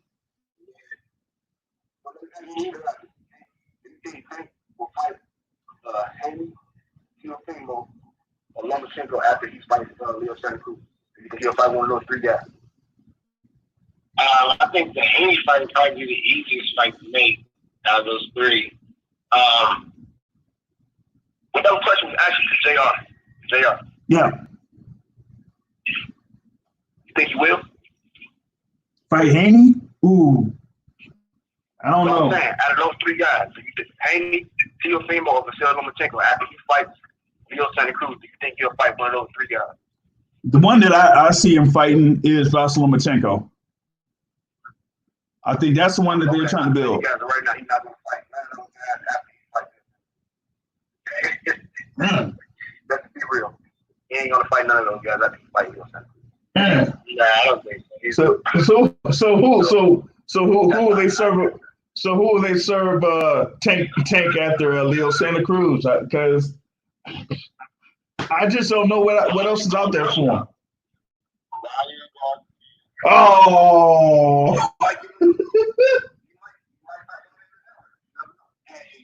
Tank was sweet, Brian Garcia. I'm sorry, he was moving that kid. I stand by that. I don't think Ryan Garcia wants that smoke. I think he wants to fight Juan Bernard. He keeps talking about who y'all want me to fight next, this, that, and the third. It's like, are you supposed to fight Bernard next? Well, now it's can't get that America. So how he's out there. Yeah. He can't go across those borders, man. But yeah, man, Brian Garcia is, as me and Matt say, he is barbecue chicken for Tank, like barbecue chicken. They say, man, I mean, that'll be the fight Tank.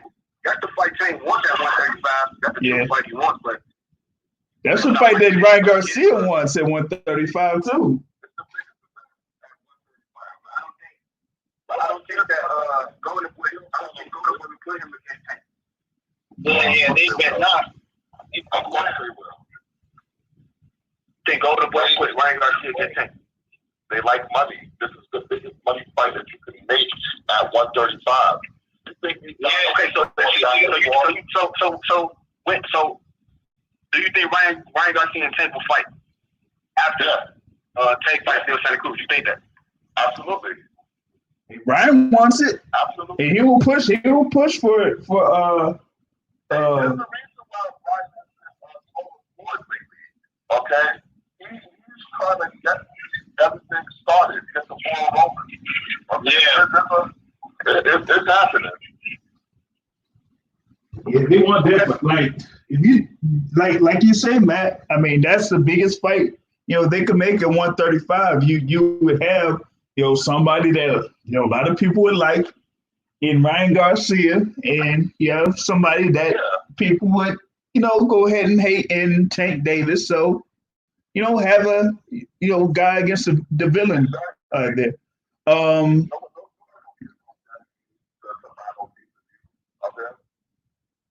We see Lomachenko. Come on, Lomachenko fighting in front of 4,000 people.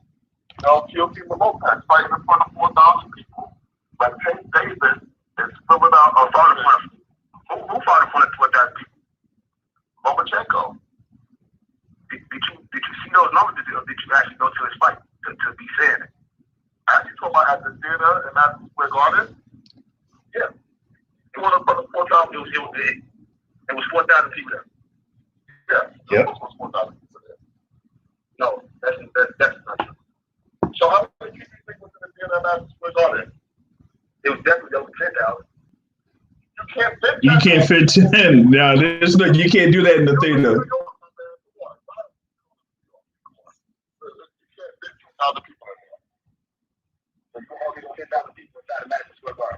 The theater in Madison Square Garden is what we're talking about.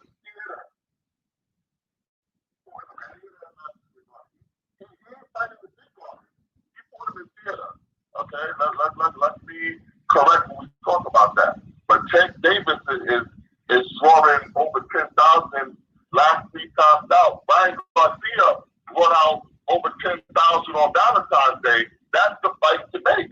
This is what people want to see, man. Nobody cares. I just can't see. I can't see Golden Boy putting Ryan Garcia in the ring with Tank. Why not? They don't like money? Because it's not. But they want to protect their investment a little longer than that. I don't know about that. They think he could beat Tank Davis. De La Hoya don't think that. They think he could beat Tank Davis. Listen, De La Hoya don't think that, man. He been training with Reynoso. I'm telling you, like Ryan Garcia, he has been getting so much better in his last few fights. Oh, what has Tank done in his last few fights that tells you that he's getting any better? Ryan Garcia's been getting better. You could have said that same thing about Adrian Broner.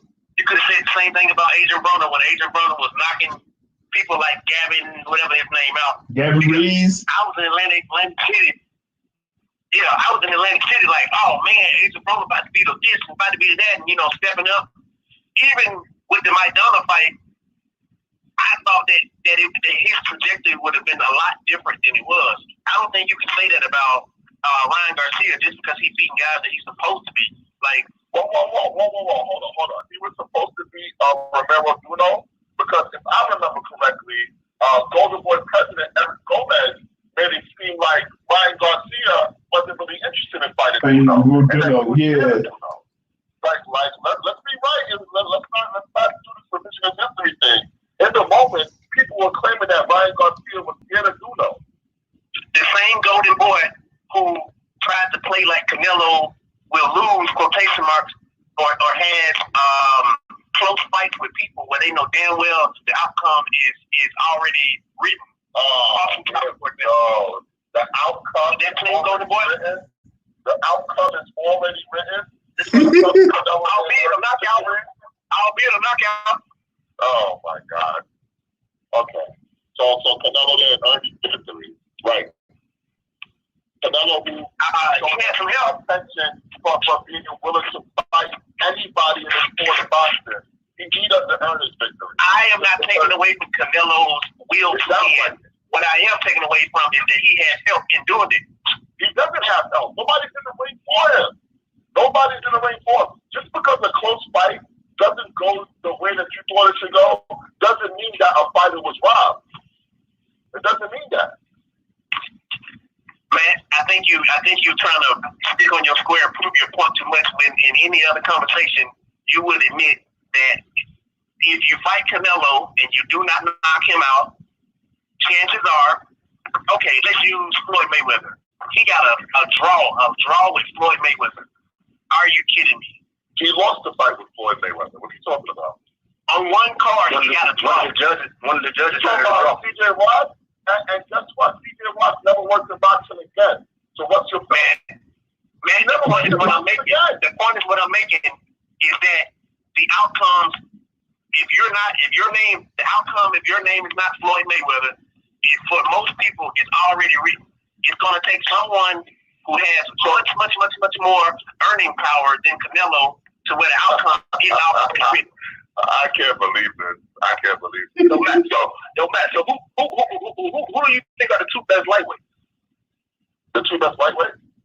I think the two best lightweights are Teofimo Lopez and Tank Davis. Wow. Who has Tank beat? You believe that he's the best lightweight? He hasn't beat anybody at lightweight to make you believe he's the best lightweight. He just can't help but be in that position because you can't get in shape to be at 130. I don't think he should be a lightweight. But he ate. Okay, so who has he beat to make you think that he's the best at lightweight? I just told you he hasn't beat anybody yet. He just got here. So how come? So how could you say that Terrence Crawford is not the best welterweight then? Because you say he hasn't beaten anybody. How does that make sense? No, you confused me with Mike Brady. That was Mike Brady. No. Mike Brady first. No. Mike Brady don't believe in that. Just because the power of sand is heavy, don't mean that the grain of sand is heavy. Let me explain to you why Terrence Crawford is not the best at welterweight. Because Errol Spence exists at welterweight. Okay? He's not better than Spence. He's not better than Spence. Like, you believe Terrence Crawford is the second best welterweight? I don't know. Potentially. I don't know. Because who's to say he's better than Pacquiao? Who's really to say that? Like I'm not going to be the guy that keeps out with Pacquiao. I'm self with that. I mean, like Pacquiao hadn't lost to a couple fighters, man. You know, he lost to Floyd Mayweather. Okay, cool. He lost to Marquez. He lost to Tim Bradley. He got a lot of losses on his record. He did. Well, come on. Did he lose to Tim Bradley? Did we watch the fight? Yes, he did. He was just crying all over the ball. I won money on that fight. I won money on that fight. But you were just crying and complaining about judging Canelo. And now, when there's a fight where it's obvious the other guy didn't win the fight, you say, well, Brad, we did win. But it's subjective, but no, I didn't say anything about Canelo. Robert Scott. I didn't say anything about the fight. Say that one more again. What guy? I don't know, y'all. For me, this is Linnell from the 312. I didn't say anything about Canelo. Getting unfair advantages in the ring. I didn't say that. That was Mike Gray. Is it hard? I know Manny Pacquiao has a loss against Tim Bradley. So you thought that Bradley deserved to win that fight? The first fight, of course. He won 7 rounds. I respect it. Okay. Thank you, buddy. Thank you. I agree with you. Hey, see, I respect it. That's what you saw. That's what you saw. I respect it. If that's what you saw, that's what you saw. I ain't see that. But, it is what it is. Like I said, boxing is very subjective. Scoring is very subjective. That's why I don't understand why Mike Brady fixes his lips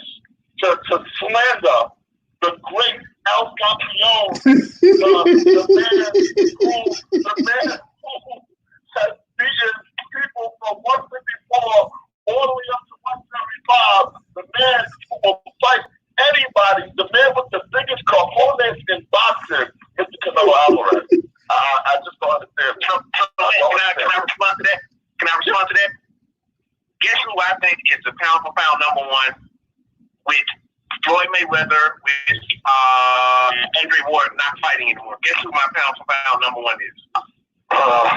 Who would Mike Grady say? I know you don't watch the lower weight classes, so it's not going to be no one there. You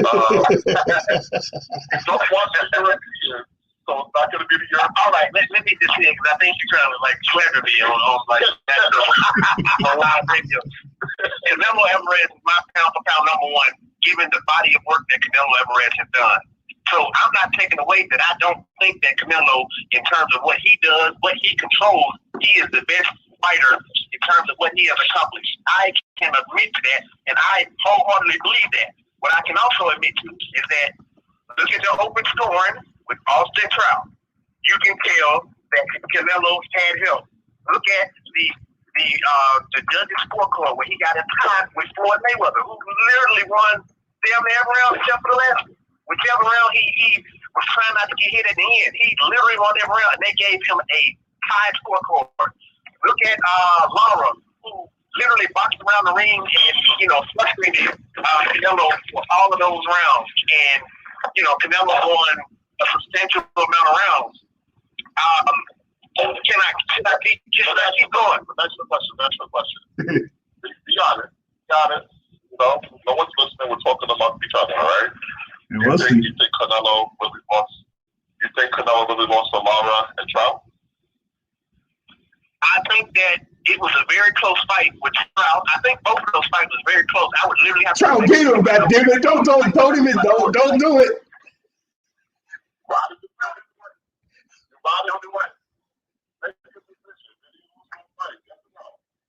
You asking me something that happened 5-6 years ago. Like, if you asked me 6 years ago, I would have gave you a definitive answer. I think the fight was very close, and I felt that the way that the scorecards were given, that it was not true to what I saw in the fight.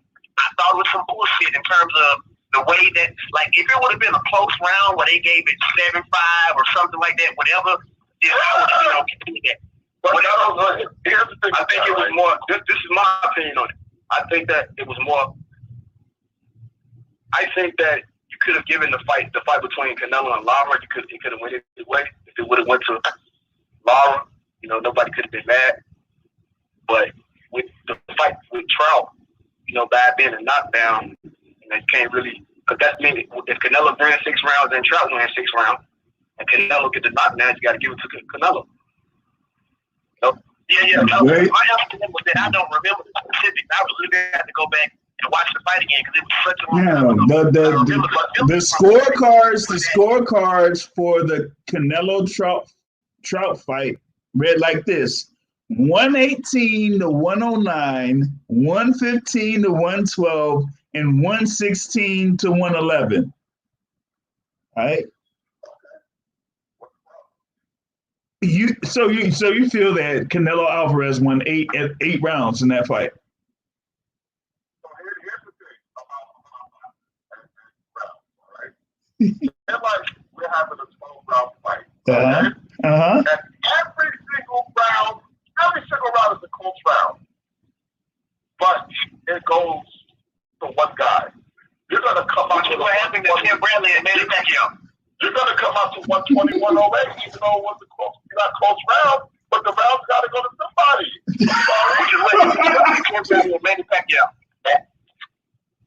Okay, listen, I digress on Pacquiao versus Bradley. If you say that you saw another Bob Bradley, I'm not going to argue with you.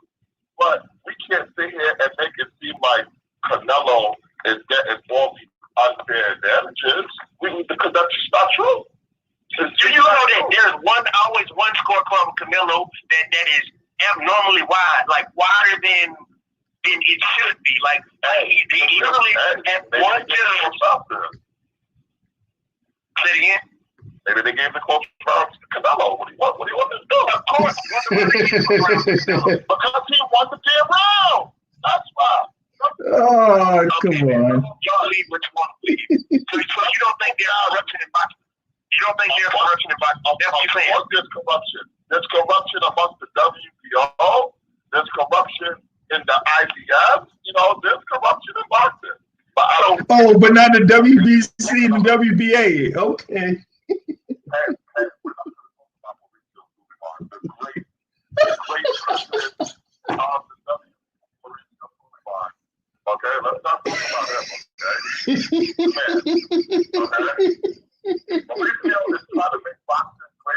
Okay, so I like that. You don't like about me. Right, so Matt, do you think there's reason for people to promote and or push up Canelo as opposed to another fighter outside of Canelo? Is there a reason? Is there a reason for intent to unfairly push up Canelo over another fighter? Not really, because if you think about it, Man, I'm not talking to you.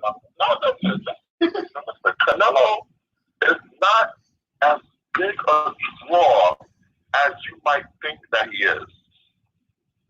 But compared, There's only one reason. There's only one reason why I would say that. Because he's with his own. Well, no, not that. Get off the Not that. Why do you think that he's not as huge a draw as people think he is? Come on, man. What is it that he doesn't do? Okay, there you go.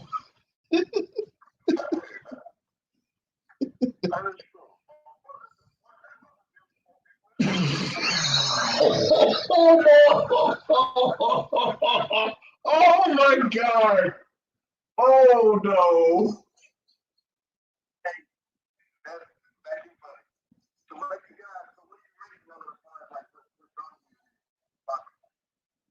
I think it's probably the number one draw, but it's not. It's not oh like my fucking gosh, man. I'm about to get off the phone. I don't think you guys go back. I mean, you guys contradict yourself so much, man. So you're saying that Canelo is not as well, he's a draw as far as he is, but he's the number one draw in boxing. So that means you don't think boxing is a big sport? Boxing is a niche sport. It's not a huge sport. Boxing is not a huge sport. Come on now. Let's keep it real. It's not okay compared to other sports. It's not huge, but anytime the top draw in the sport is always huge. And Canelo's the top draw, and he's a huge draw. What you got talking about? All right, let me ask you a question. One guy. That's one guy. I only agree with him on 1 point. That was it. Just 1 point, not this one. There's a lot of let's talk about the biggest draws in boxing history. You tell me if Canelo outdrew them. We know we're not going to talk about right now. We ain't talking about in boxing history, man. Yeah, but the whole market itself is smaller. That's what you not understand. The whole market itself is smaller. So although he's the top guy right now, he's comparable to the past top guys. He's not as big a draw. How about this? How about this one? How about this one, Matt? Do you think Canelo Alvarez? Wait, guys. Now you're talking about the past. I'm talking about right now. Who is the bigger draw? Besides Floyd, Pacquiao, and guys like that, we're not bigger than Canelo. Pacquiao's. I was gonna say Pacquiao right now. Is Pacquiao right now a bigger draw? Pacquiao's a bigger draw. I'm asking, is he? No. I would say yes. And I'll tell you why. Listen, if Canelo fought Adrian Broner, it'd do 1 million buys. No, it wouldn't. Yes, it would. It'd do more than 400,000. It'd do more than 400,000. Let me ask you a question. How much did Canelo draw against Liam Smith? I don't know how much he drew. That was fucking 6 or 7 years ago when he was at 150. I don't remember. Like 300,000, something like that. 300, maybe. Yeah, but that's what we're talking about now, not 7 years ago. And now his draw power. He's a bigger star than he was when he fought Liam Smith. If he is a bigger star, he unified. He unified the middleweight divisions. He beat Cincinnati the Olympics fighter. You don't gotta tell me Canelo resume. I know Canelo resume. You don't gotta tell me. I know his resume. Right, but you're talking about how big of a draw he was when he fought Liam Smith compared to now. That doesn't make sense because it's such a big draw. Let me ask you a question. Okay, how many bags did Floyd Bushing or Tua Gotti get? Listen, let me ask you a question. Ask you a simple question. Let's not jump around. If he's such a big draw, then why can't he get the zone to over 1 million subscribers? Because people cheat. I don't know, man. But they pay him. But they pay him. But they pay him 36 million to fight for a reason. And they won't go down, and they're not gonna go down. That's why they lost almost $1 billion in 2 years. That's why. That's why. They thought Canelo was gonna be the guy that's gonna take them to the mainstream, but it just hasn't happened. Why? If Canelo's such a big draw, then why the hell did they have Canelo and Sergey Kovalev sleeping on a couch while Nate Diaz and Jorge Masvidal is fighting in UFC? You think if that was Floyd, that Floyd's gonna be laying on the damn couch waiting for another event to finish? He's not that big a draw. Sorry. Man, he's the biggest draw in boxing right now, man. You can talk all that about Floyd, but we talking about who's fighting now, man. That means what? And true, man. He's the prettiest girl in the whole. All right. It means just as much as you said that. All right, hold on. The biggest draw at 135. All right. That's how much it is. Hold on. You're telling me that Canelo's the prettiest girl amongst a group full of ugly bitches.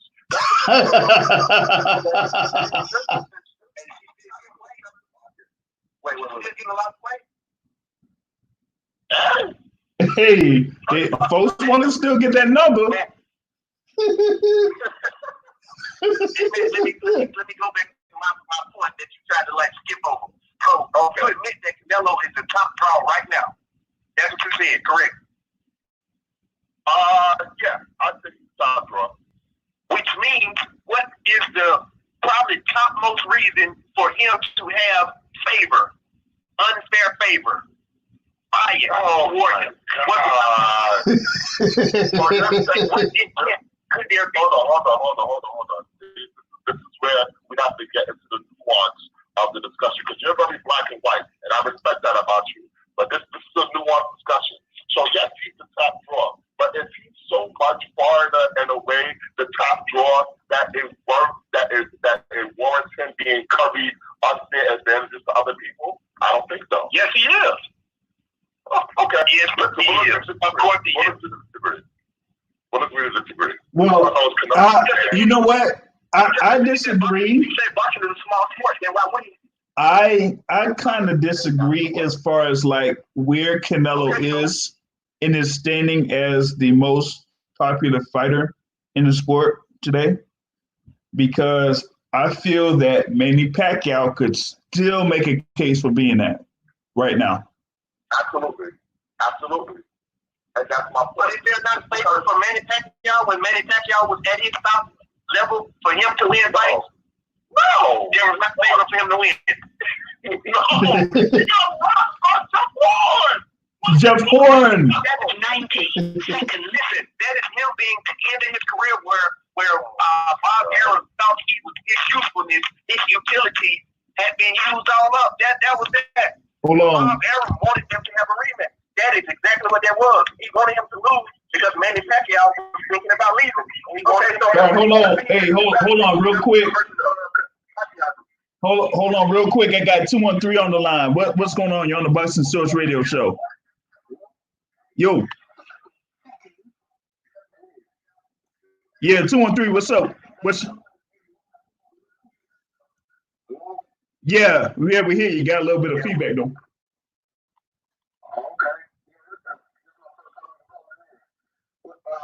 Y'all talking about Canelo or talking about Manny Pacquiao? We're talking about Canelo Alvarez having favor. So I made a point to say that Canelo Alvarez gets favor in him fighting fighters. And so we have another caller who's saying that no, he doesn't get favor. So I was like, okay, let's dig into that a little deeper. In certain fights with Canelo, if you have a close fight with Canelo, Canelo's going to get one or two judges that give him outrageous scorecards, like very one-sided scorecards.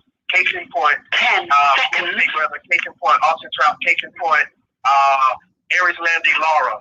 And so the other caller is like, nah, he doesn't have favor. He just, he's just good and he's just winning, which he is, but he still has favor in him winning these fights. And so then we went into another tangent where somebody was talking about Manny Pacquiao and about does Manny Pacquiao get favor? And so I'm like, yes, Manny Pacquiao had got favor at the point that he was, a very relevant fighter. And then they mentioned Jeff Horn to say that if he got favor, then why did he lose to Jeff Horn? And so my response was, because his utility was ending.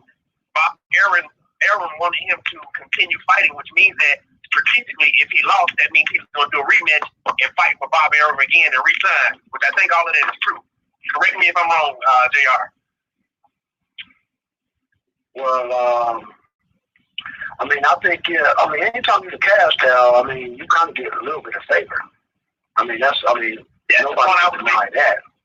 Hey, deny it, man. Deny. No. He said nobody can deny it, man. So what you got to say to that? Well, first, I want to thank Mike Grady. That was an excellent summary of everything we just talked about. Like, honestly, that was great. I got to read more of your recaps on Facebook. But did you add him on Facebook, though? Yeah, you already had him on your Facebook. Hey, he didn't add me to the group. How the fuck you got a boxing group this long and didn't add me to the boxing group? I didn't know nothing about your damn boxing group. That's so messed up, man. Well, everybody on the boxing group with me. I'm Sledder Canelo. But here's the thing. So, Canelo Alvarez, I think that because of his style as first of all, Canelo is a great style of fighter. He's a slick, athletic fighter, and he changes his style with fights to fit the certain matchups. So I think that because his fight, when he doesn't have like a defined style, that sometimes it appears to the casual observer that, wow, this fight's really close. No, it's just Canelo making minor adjustments, taking in here and there, doing just enough to win these rounds. And then people get mad that he wins these whole fights. It's just his style. It is his style. Wait. So you don't believe that they close round? Say that again? Of course. Listen, just because it's a close round doesn't mean Canelo didn't win the round. That's true. Doesn't mean that he didn't lose the round. It don't mean that he did win the round. I do think that Canelo's pretty much deserved every fight. I just don't think the scores are necessarily correct. The Floyd one was ridiculous. I mean, because there's no way that was a draw. That was ridiculous. And the lady never worked in boxing again. She literally never worked in boxing again. So CJ Ross. Yeah, never worked again. So when you have situations where like things are just out of whack, where either someone's corrupt or just so incompetent, they're out of the sport. It happens. Bad scorecards happen. It doesn't just happen with Canelo. I'm gonna tell you the biggest advantage that Canelo has right now over everybody else. The biggest advantage that Canelo has is the fact that he's able to pick and choose whoever he wants to fight. Everybody else doesn't have that. They don't have that under their belt. Anybody from 160 to 175, if Canelo wants to fight him, he can get that fight. Well, that's what comes when you're a cash cow. That's what happens. Yeah. I mean, I agree. I'm saying that's the biggest thing that he has. He's able to pick whoever he wants, and not too many people are going to turn down a Canelo fight. Triple H Monster. That's yeah, I mean, because you. Well, some people claim that Caleb Plant turned down the Canelo fight, but that's a whole nother story there.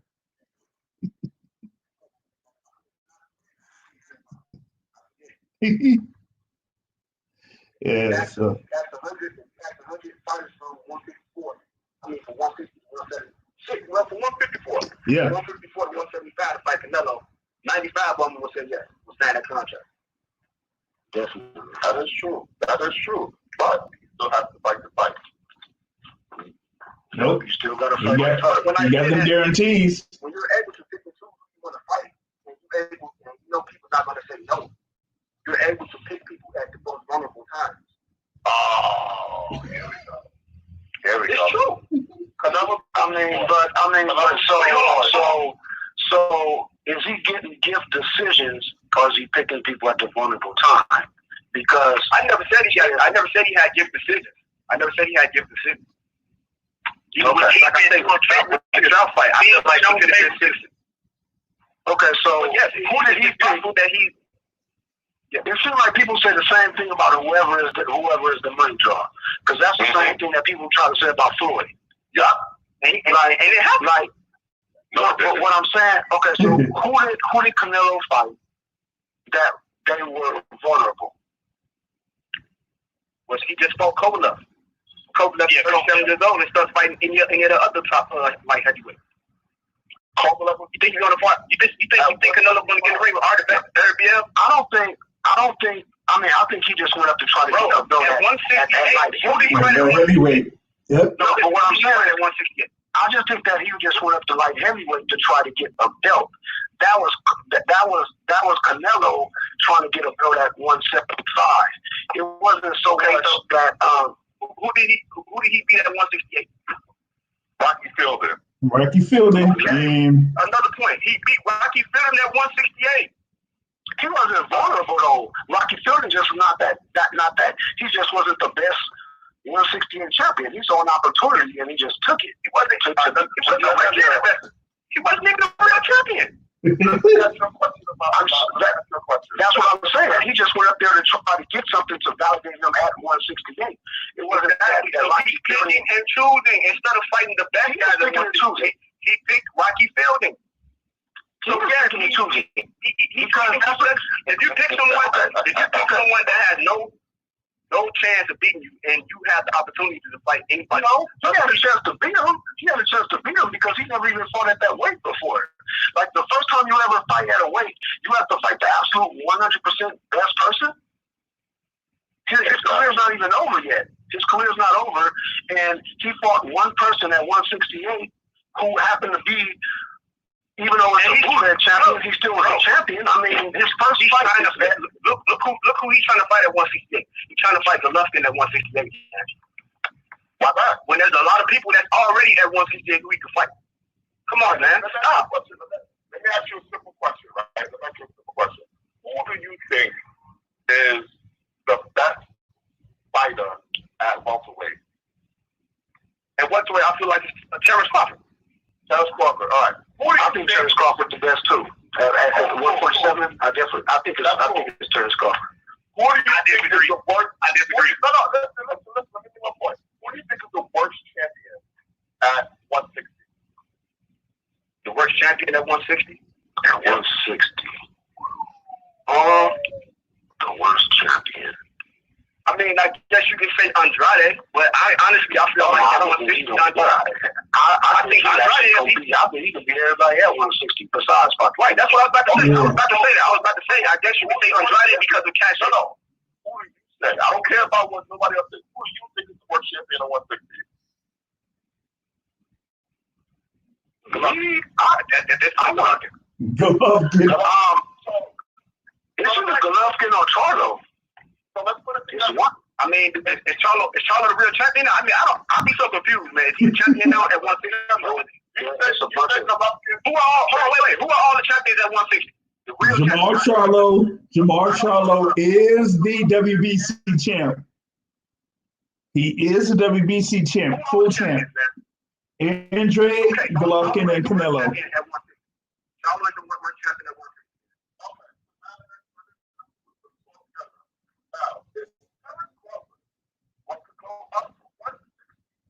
And fight the worst champion, Charlo. Would you say Terrence Crawford is chubby, Bennett? No, but it depends on who it is. So why the fuck would Canelo go up 2 weight divisions? So what he going 2 weight divisions? He went up 1 weight division. To fight the champion, why hasn't He went up 1. Okay. He went up 1 weight division. Okay. How many fights has Canelo had? He had one fight at 168. Oh, let me ask you this. Let me ask you this question. At what point should Canelo go after the best at 168 then? Because he already fought, what's the guy at 168? I can't forget his name, baby. Who? Rocky Fielding. You said Wait. But wait. Wait, no. After? He just fought Fielding. Okay. He's trying to fight Golovkin at 168. At what point does he fight the top guys at 168? Hold on. Let's go through the sequence here.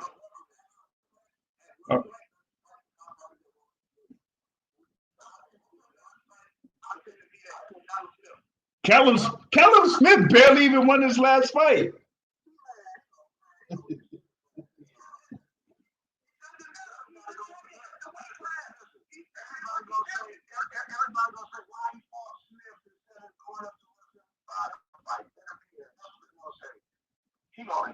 like here's the thing. No matter what they say, man, everything changes. Everything changes when it's the cash cow. Yeah. Keep shifting. Like the thing with Floyd Mayweather, right? Like with Floyd Mayweather, after he fought Manny Pacquiao, and then his next fight was against Andre Berto, they were like, "Oh, why couldn't he fight Keith Thurman or this guy or Amir Khan or something?" Like it's always going to be out there when it comes to the cash cow. Like cash cow, as was said before, basically has the ability to fight anybody that he wants to. And so with him fighting Rocky Fielding after that second Golovkin fight, he fought Fielding, he beat Fielding, then turned around and he fought Daniel Jacobs at 160 to unify the belts at 160.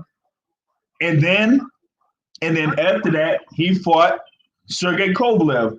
He fought Sergey Kovalev because Kovalev was the biggest fight to make at 175. Because he was the most established fighter at 175. He was the biggest name at 175. So here's the thing. You can't name one other fighter that can move up 2 weight divisions, fight even the worst champion in that weight division, and then it's called cherry picking. They only do that with Canelo, because Canelo is a gangster and people don't want to admit it. Okay? Why didn't Golovkin go up to 175 to fight Sergey Kovalev?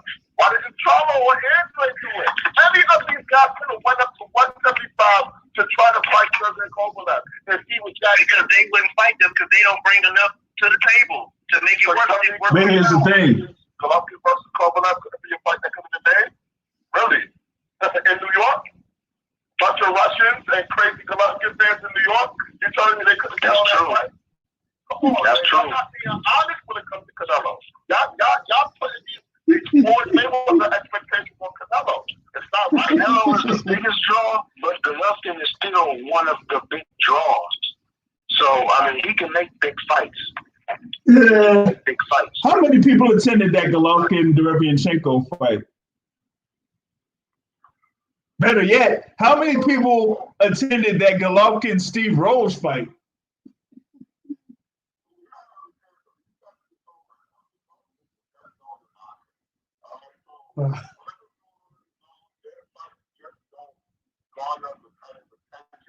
That they should, and that's why I think Canelo took a hit as the biggest draw in the sport, because he's fighting on an app that nobody has.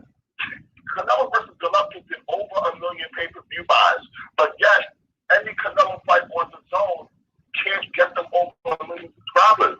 That just tells you people don't know about the zone. They don't care about the zone. People want to be able. They don't know how to use. They don't know how to use cell phones and apps, man. They need to get with the times. They too old. No, I'm kidding.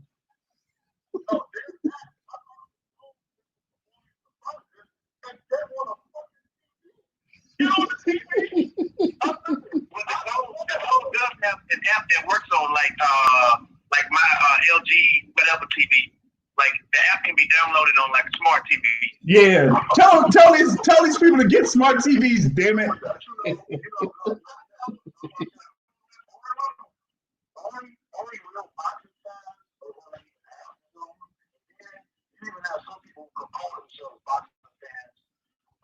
They're just really like they only follow like I want to follow PBC or I want to. But here's the thing. Real boxing fans is gonna go to all of the different platforms.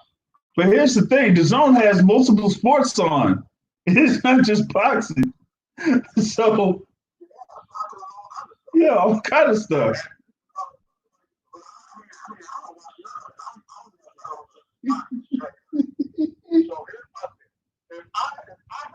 Watch your product on my phone or device, I'm just gonna illegal stream it.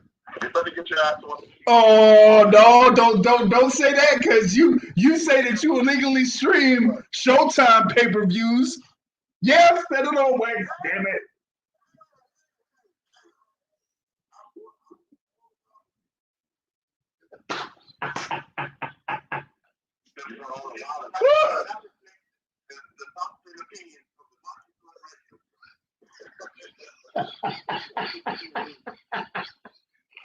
We do need that. I'm gonna put that. I need to start making a disclaimer on these shows, man.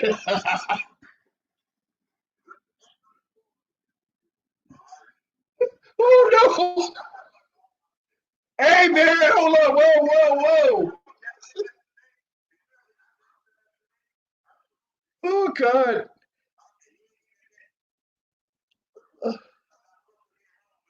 Oh.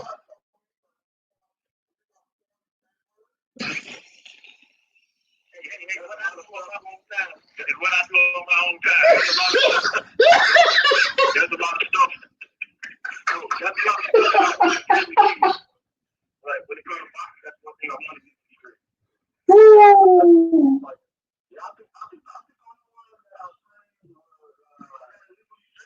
Woo. Yo, yeah, hey. I'm gonna have to put the disclaimer on this show, dog. Oh, this is a wrap.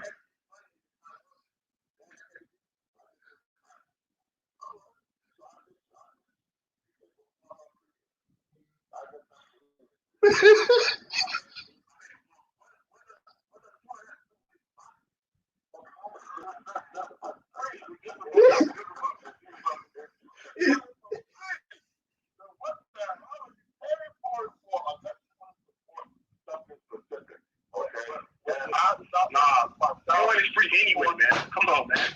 It's only free because somebody had to pay for it at some point. That's what I'm trying to tell you. Listen, porn and boxing are very closely related. I don't value porn though.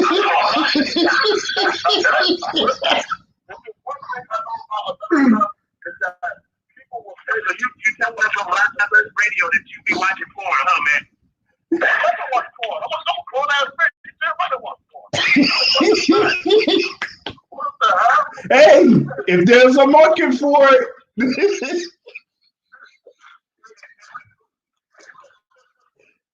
Woo!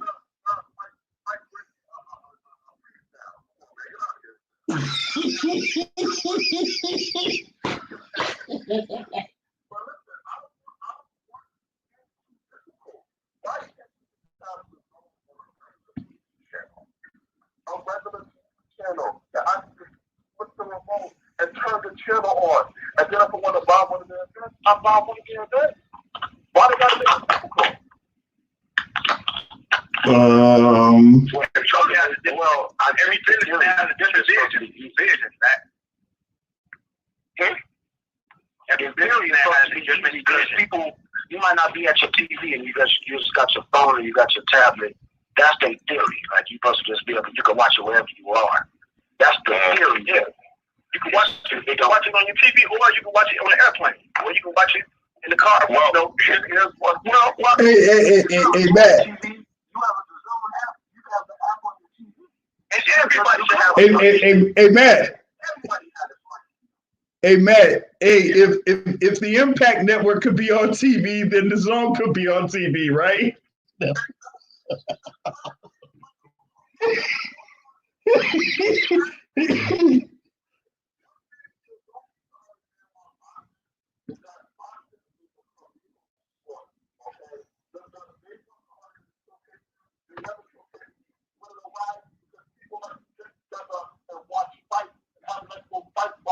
You're not doing that. Watch that shit on your cell phone.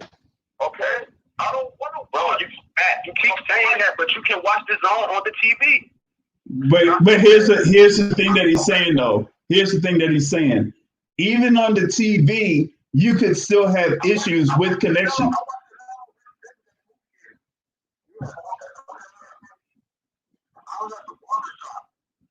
Okay, like if y'all don't know, I live in LA, so I was at the barbershop getting my hair cut when Joshua Ruiz 2 came out. And you know, I was just sitting there waiting to get my cut. And then I was like, hey, any of y'all watching that fight? And then they was like, what fight? I told them. And so immediately I just I gave my barber the password. Bam, he just put it on the TVs in the barbershop. So everybody in the barbershop, that's how we watched the Joshua Ruiz fight. So it's like nobody was gonna pay pay-per-view to watch that fight out here in LA. But because not every fight should be on pay-per-view. But I'm just saying though, that's an example of how the DAZN app works. Like, and so that's complicated. It's only complicated if you try to act like it's complicated, man. It's 2020. Everybody know how to use apps now. So why they can't get subscribers? Because people don't know about DAZN as much yet. Yeah, I mean, it ain't even been in the States for 2 years yet. What people don't know about. You'll be surprised what people don't know about. Yeah, this app. These people that make this app, aren't they like basically out of the UK? Yeah. Yep. Somewhere over there. Okay, so I mean, that's part of the answer. They building themselves up over here in America. I'm one of the only people who I like out of my good friends, people that I really, really know, I may be the only person who even have DAZN. Shit. I'm probably one of the only people out of my friends that had DAZN too. Seriously, so whenever I go somewhere, if something is like, if it's a good fight, it's like I have to talk it up to people. I have to be like, hey man, you seen so and so fight? I have to like say it like that to make people even like wanna like watch it on their TV. Or if not, then I just gotta like look at it on my phone while everybody else is. Yeah, but and let's be real. Yo, what happened? No, he said. Man, let's be real, man. When you get to making $36 million a fight, man, who gives a fuck about offense? Hey, I ain't knocking the fighter. I'm just saying, I'm sure the fighters don't care. Yeah. If DAZN want me to subscribe, though, they better make it easier. I see that they got themselves on Comcast in some areas of the country, so they are on TV in some areas of the country on demand, but they better bring that shit to New York if they want my money again. Because I'm not going through that. If I gotta go through the hassle, then I'm not going to do some streaming. Sorry. I don't give a shit if Anthony Joshua's attracts these subscribers. I don't care. Anthony Joshua's never on pay-per-view in the U.S. before anyway.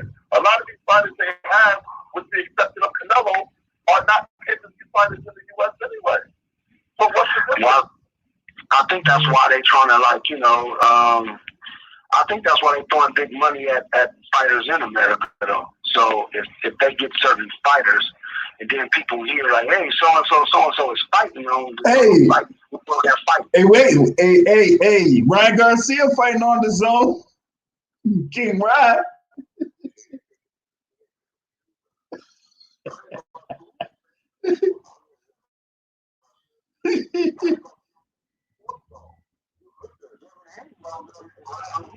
Okay,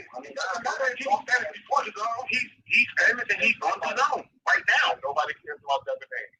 Not a damn person cares about Devin Haney except for Bill Haney. Oh no! No, hey. That's not true. Yeah, I know that. I know that's not true either. Because we had Gary Russell Jr. on here, and he cares about Devin Haney because he wants that fight.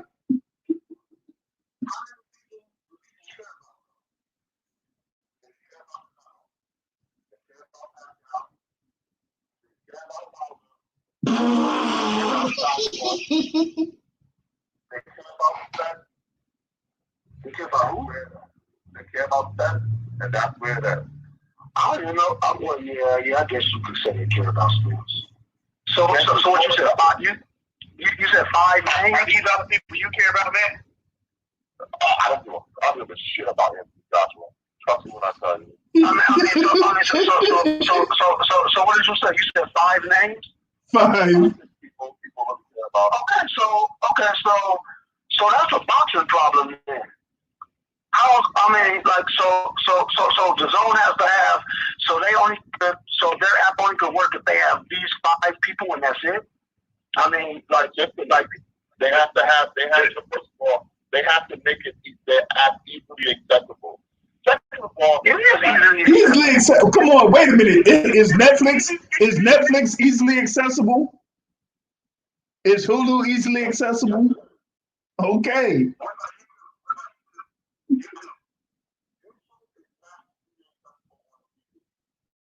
What? What?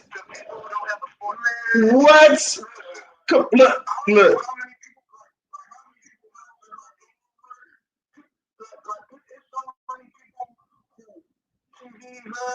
Like, I'm like, man, why don't you talk TV. Everybody got a Hulu, Roku, they got all that. Nobody watch Netflix.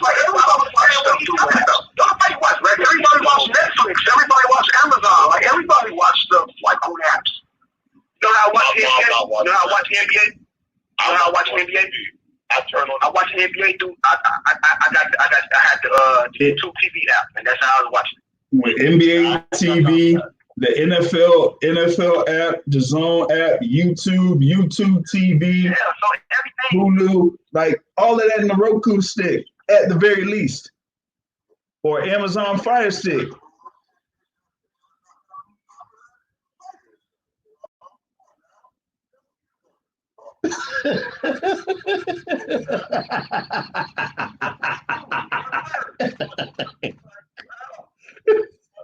Wait, hey, dog.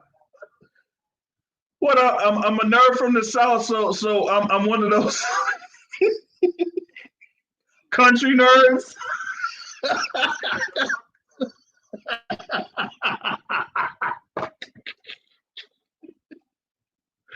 Oh man.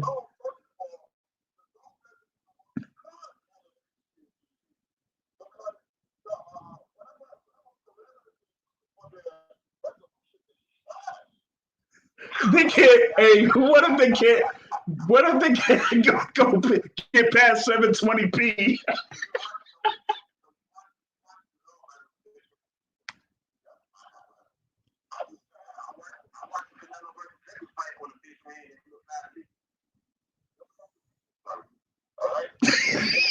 Stop.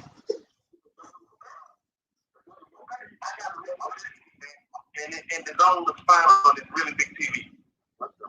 The upgraded class on your TV, watching the NFL Sunday package, the Zone looks like you're watching it with watery eyes. I'm telling you, it's not good. The stream is trash. I think better than people streaming than what the Zone is streaming. Like, they need to hire JR to fix their shit. All right? I'm telling you right now, the Zone, listen, I don't want to talk about the Zone. The Zone is the greatest. Let's not talk about the Zone. Perfectly fine. It works perfectly fine. No problem with the Zone. Oh man, hey, yeah, man. Yo, I'm about to close this thing out, man. Yo, this is a good little comment. Nah, he had dropped out, man. He couldn't get back in.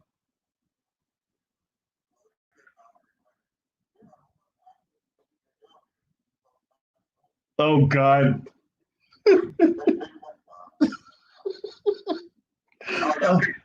All right, man. Hey, that's it for the Boxing Source Radio Show. I thank everybody for calling in. For this one, we're gonna have it once again next Sunday, 7:30 Eastern Time on the 24th of May. Might see if we can get another guest in. I might try to get WBO Super Featherweight Champion Jamel Herring in for the next show. So be on the lookout for updates for that. And like I said, at the end of every show, folks, Point of Boxing is a hit and not get hit, not a stand and trade. On that note, folks, I'm out. Have a good evening, everybody.